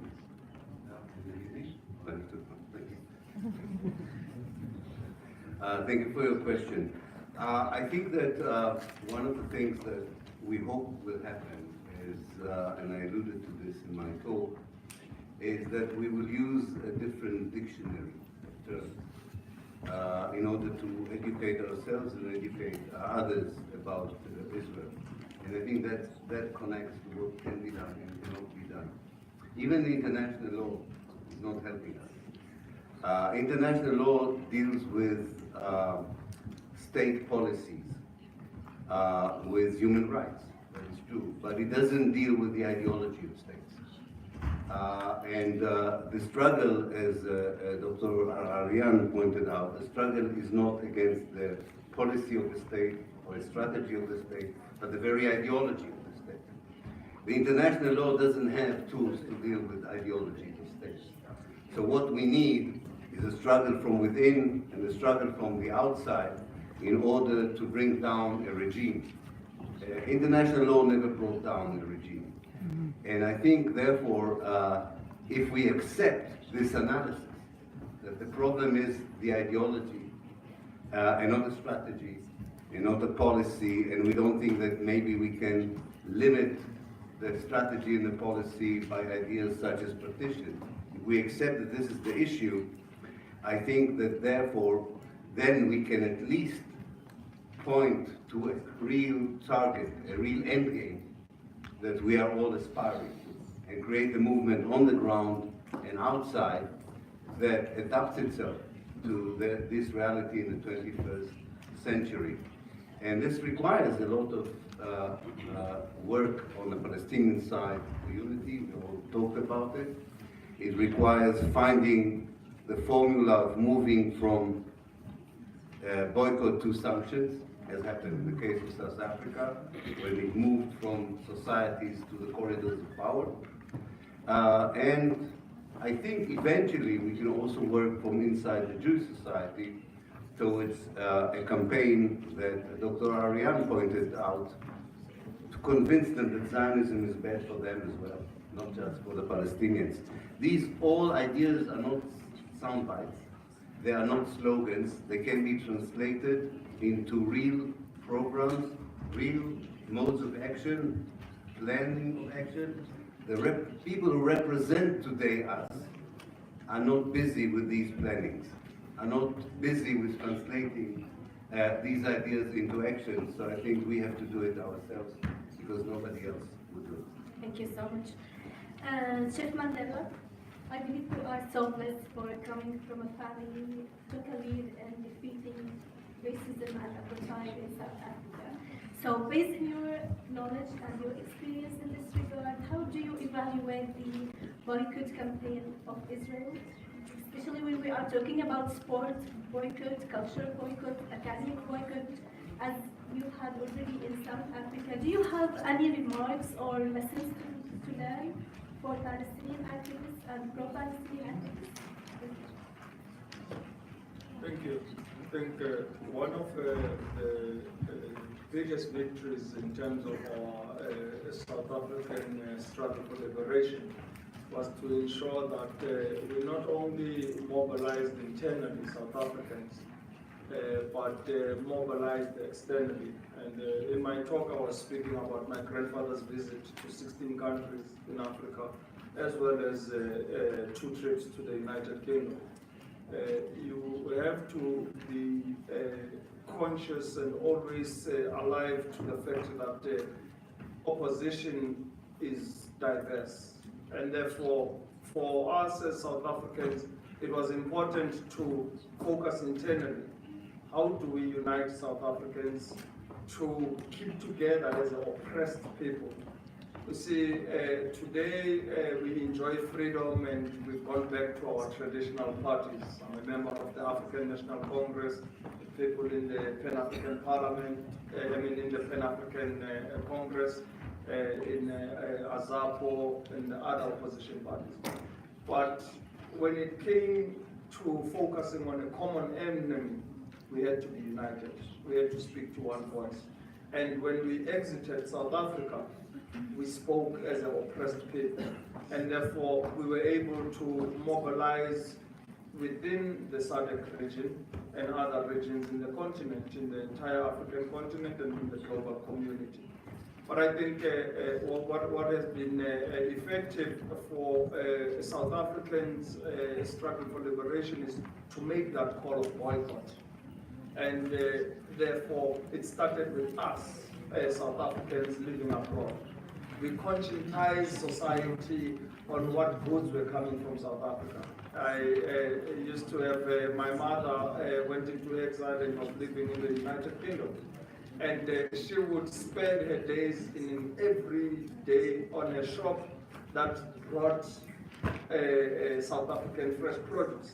And she would conscientize society that do not buy these goods, they come from the apartheid regime of South Africa. And slowly we began winning citizens in the UK. You would know that the Margaret Thatcher regime was against our struggle for liberation.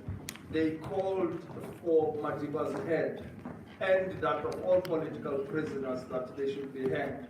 It was ironic to us of recent when we were celebrating Madiba's centenary to have the Prime Minister Theresa May visiting Robben Island and weeping, crying her eyes out. And we say, what irony is this when you know very well you were in the forefront in the Margaret Thatcher regime calling for Madiba's head to be hanged. So we want to say to the Palestinians and activists all over, ensure you conscientize society on every goods coming out of Israel into your markets. Let us boycott every product and ensure that we are not adding to Israel's economy in ensuring that they are able to oppress further the Palestinians. And I think in that regard, we will begin winning grounds. Thank you. Thank you so much. Dr. Sami, as you know, many Arab regimes were claiming a strategy of confrontation for Israel, against Israel, in fact, in order maybe to gain such kind of legitimacy from their local peoples. But nowadays we can notice that a lot of things have been changed. In fact, many Arab and Muslim regimes, and sometimes some regimes, they are claiming that we have already a lot of local problems. We have difficulties and hardships regarding economy and democracy and all of these issues. So let's now ignore the issue of the Palestinian cause. Let's focus on our local issues in order to have the capacity to deal with this issue. And later on, when we have a very good and stable states, we can rethink about the Palestinian cause. So what do you think about this scenario? Palestine was always for these Arab regimes the way to get legitimacy, because they could never get legitimacy through democratic means, through elections, through trying to gain the support and love of their people. So they always use Palestine as a way to legitimize their regimes. And of course, in most cases, it failed because they never really seriously thought about confronting the Zionist project per se, even though they had hot rhetoric. And we could go over different examples. What we see today is that after the Arab Spring, we could see that these regimes have been exposed.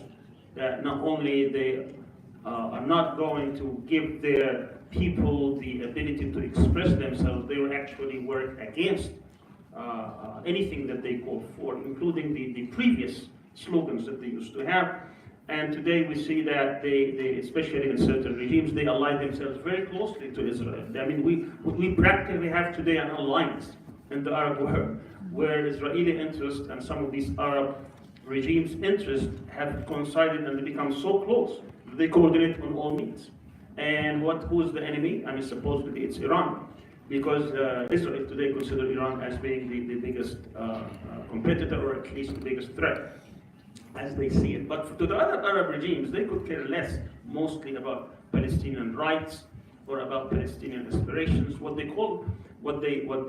care about is to consolidate their power and to keep themselves in power. That's what motivates them. And they think that because Israel has a very close relationship with the United States, by becoming closer to the United States, they also can gain that support. And of course, Trump has shown that over and over again. You know, Obama had some hesitations. He was sometimes not agreeing with that. At any rate, what we see today, obviously, is regimes who have no legitimacy, not on Palestine or anything else. They do not value their people. They actually they persecute their people to the point where we see today in certain regimes that most of the intellectuals are no longer in the country. Most of the people who actually can contribute to the advancement and progress of their communities, of their countries, are no longer there. So I expect that this is not going to be to stay for a long time. We've seen it now in Algeria and Sudan, but I think this will also spread throughout. I think we are going to get a new generation. You know, it's very difficult to get two revolutions or two major changes in one generation, but I think within a few years this is going to expand and we're going to find completely different dynamics. Thank you so much, Dr. Sami. So now let's go to the questions from the audience, and we still have 25 to 30 minutes, so please make your questions direct and short, and please also introduce yourselves. let's start from here and from lady. Yeah. Could you just pass the microphone? The second round here.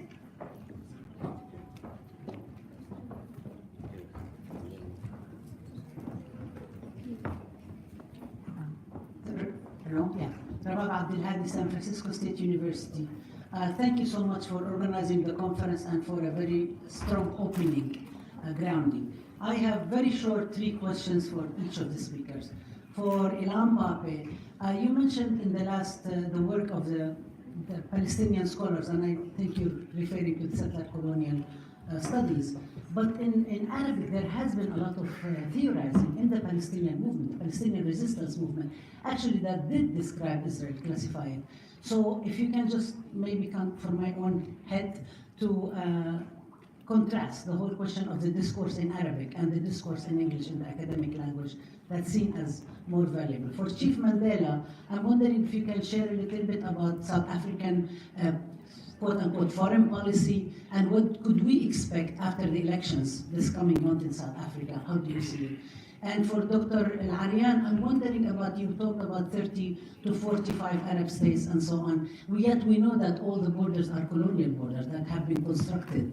Then you also talked about there are many places in the Muslim world where Jews could go. So I'm just wondering, there is a proposal that's floating around about one secular democratic state, one state. Some of it was proposed by the PLO back in 1968 charter, but it's been revived again today by multiple people and so on. And I'm not stuck on the secular aspect, I'm talking about the state.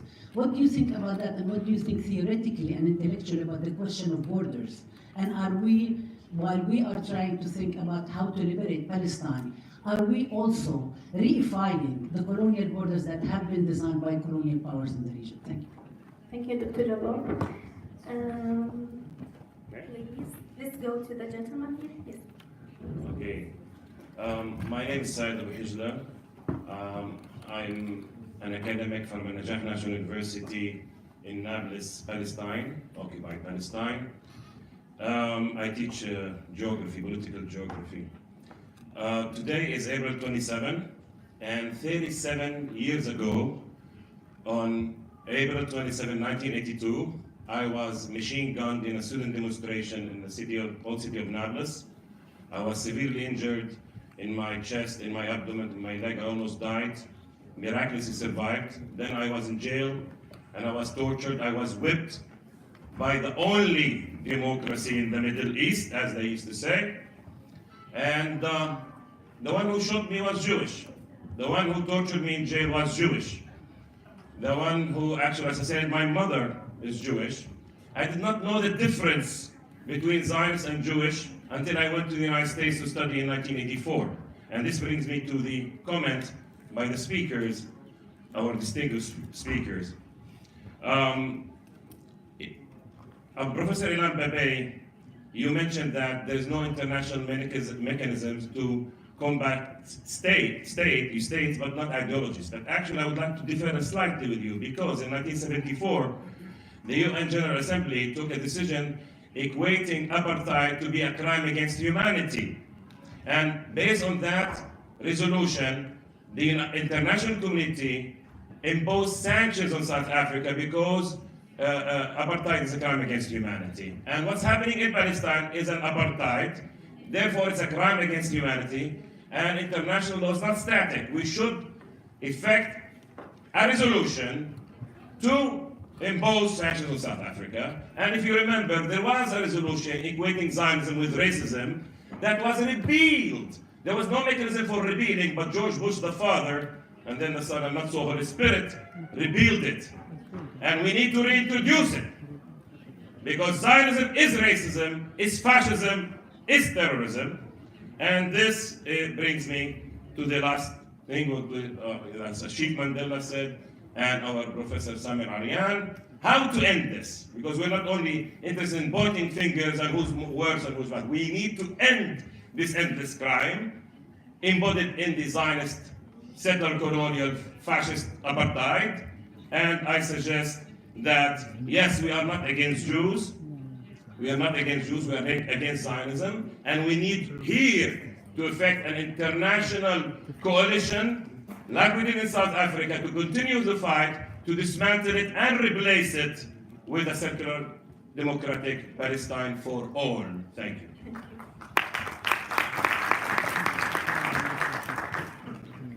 Back to the lady. Thank you. Good afternoon. My name is the Reverend Wendy Hoff. I'm actually a priest, an Anglican priest, and I have a church right until recently in North Cyprus, Turkish-controlled Cyprus. I'm really honoured to be here. People I've read, Professor Pape and others widely, but haven't had the wonderful opportunity to meet you until today. I've been in my words, I tend to say to people, I'm passionate about Palestine, and you look at my Facebook page and there's no doubt about that. And I've been involved in activism on behalf of justice with peace for Palestine for about 8 years now. Many Palestinian friends. I wonder if I could really give a comment to begin with rather than a question. And my more academic friends have been very focused and asked each of our speakers. From a Christian faith background, clearly the significance of Jerusalem or of this land is also very important, regardless of which faith group we belong to, or none. It is apartheid. I'm a very active supporter of BDS, for example. I've just come back from the West Bank, and actually I'm more disheartened after this last 2 weeks. It was Christian Easter, and I went to share that with some of my Palestinian friends. And I think that's due to the last election. And there was a sense of some NGOs that I work with, prominent Palestinian lawyers, Dr. Sami Awad, who is the executive director of Holy Land Trust, who works a lot with conflict resolution. A lot of these groups who just not quite feel game is over. Please, I don't want to put a downer on the wonderfully uplifting speeches you've given us so far and presentations. But I think there's a huge elephant in the room so far, if you don't mind me saying so. My concern, or my main focus as a priest and a theologian, has been a Christian Zionism, which is an abhorrent in my eyes. If people know what I mean by Christian Zionism, we talked about Zionism, Jewish Zionism, or secular Zionism that has taken root, but the so-called theology, I don't call it a theology, it's a perversion, I believe, of thought, where swathes, huge numbers of particularly Americans, but it's prevalent throughout the West and throughout Africa, who all blindly support the state of Israel because they are so brainwashed by this idea of Jewish people returning to, in the horrible words of John Hagee, excuse me, God's got a piece of real estate. I just think the huge propaganda machine that we are up against must be recognised and understood. And if I may just add, a couple of things really disheartened me in this past visit. I visited Nazareth. I'd never been up there for the first... Sorry for interrupting, but could you conclude in a one sentence or something? Yeah, the propaganda machine that has taken over the minds and the hearts of Palestinians, as well as the wider world. And how do we address that? In addition, I will just add, Palestinian leadership. We talk about leadership. Nelson Mandela arose. We had figures who attracted an awful lot of affection worldwide. We need a figure like that for Palestine somehow. Thank you.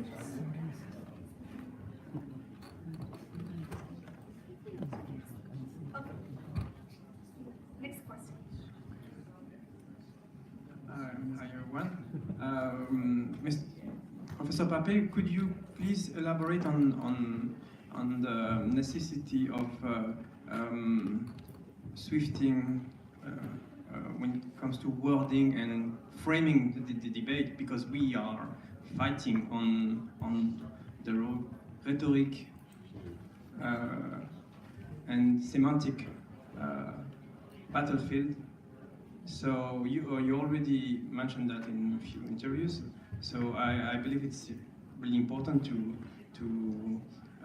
create new tools, new instruments to debate and to challenge Zionism in general and Israel in particular, and not let the mainstream Zionist narrative. The propagandists, not to let them control the narrative, because they. And this is the first question. And to Mr. Mandela, how can we explain? How can we understand the South African maintaining diplomatic ties, even if they don't grant it, but it's still operating? How can we explain that? How can we understand that? Thank you. Okay, thank you. Please, to the lady in the third row. Please. Okay. I will. Okay, I will come back to you in the next question. Please, to the lady in the third row.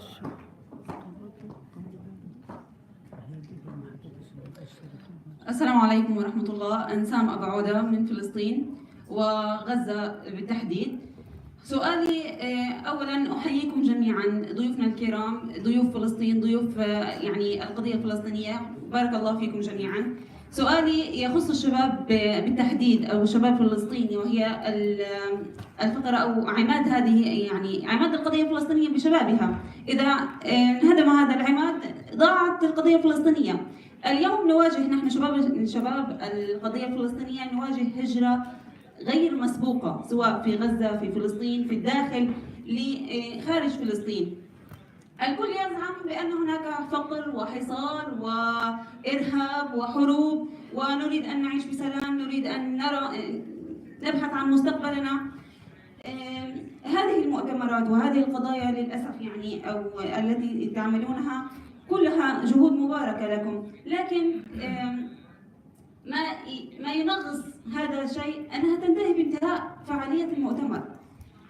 ماذا ستقدمون للشباب الفلسطيني بعد هذه المؤتمرات؟ أنا منذ 4 شهور وصلت إلى اسطنبول، حضرت ما يقارب أو أكثر من 7 مؤتمرات تخص القضية الفلسطينية، لكنها تنتهي بانتهاء. Thank you so much. It's so clear. Thank you, Ansam.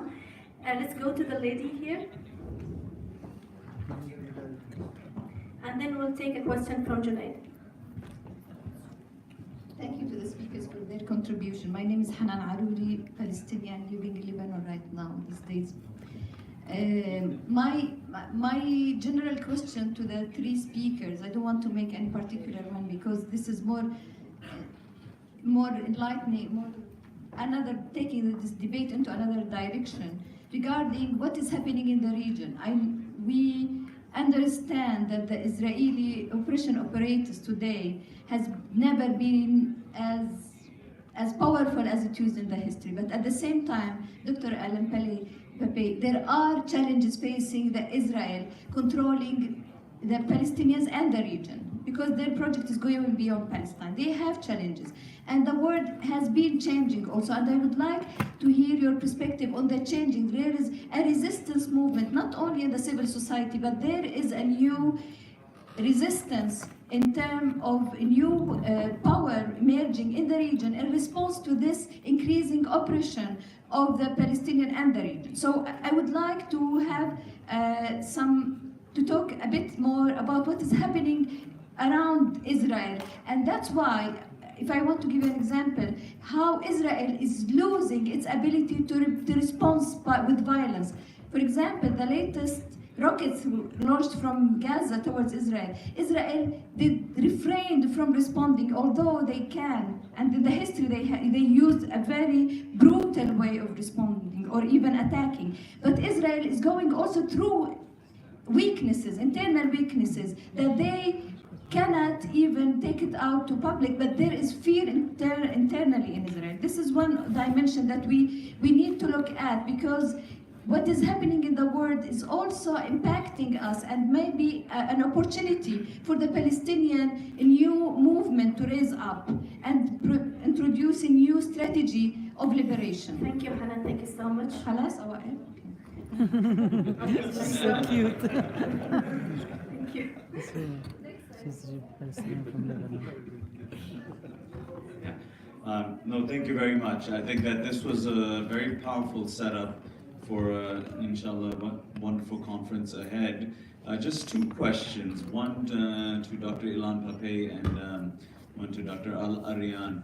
I liked the way that Dr. Pape effectively framed the issue as Israel as a settler colonial state. And that is the model through which we look at how it has operated. And when he spoke about recent scholarship on this, we also could go back to someone like Maxime Rodinson and his work on Israel as a settler colonial state. And it's interesting then to look at the various models that have existed. And that's what I was thinking about when you were talking about this, in order to figure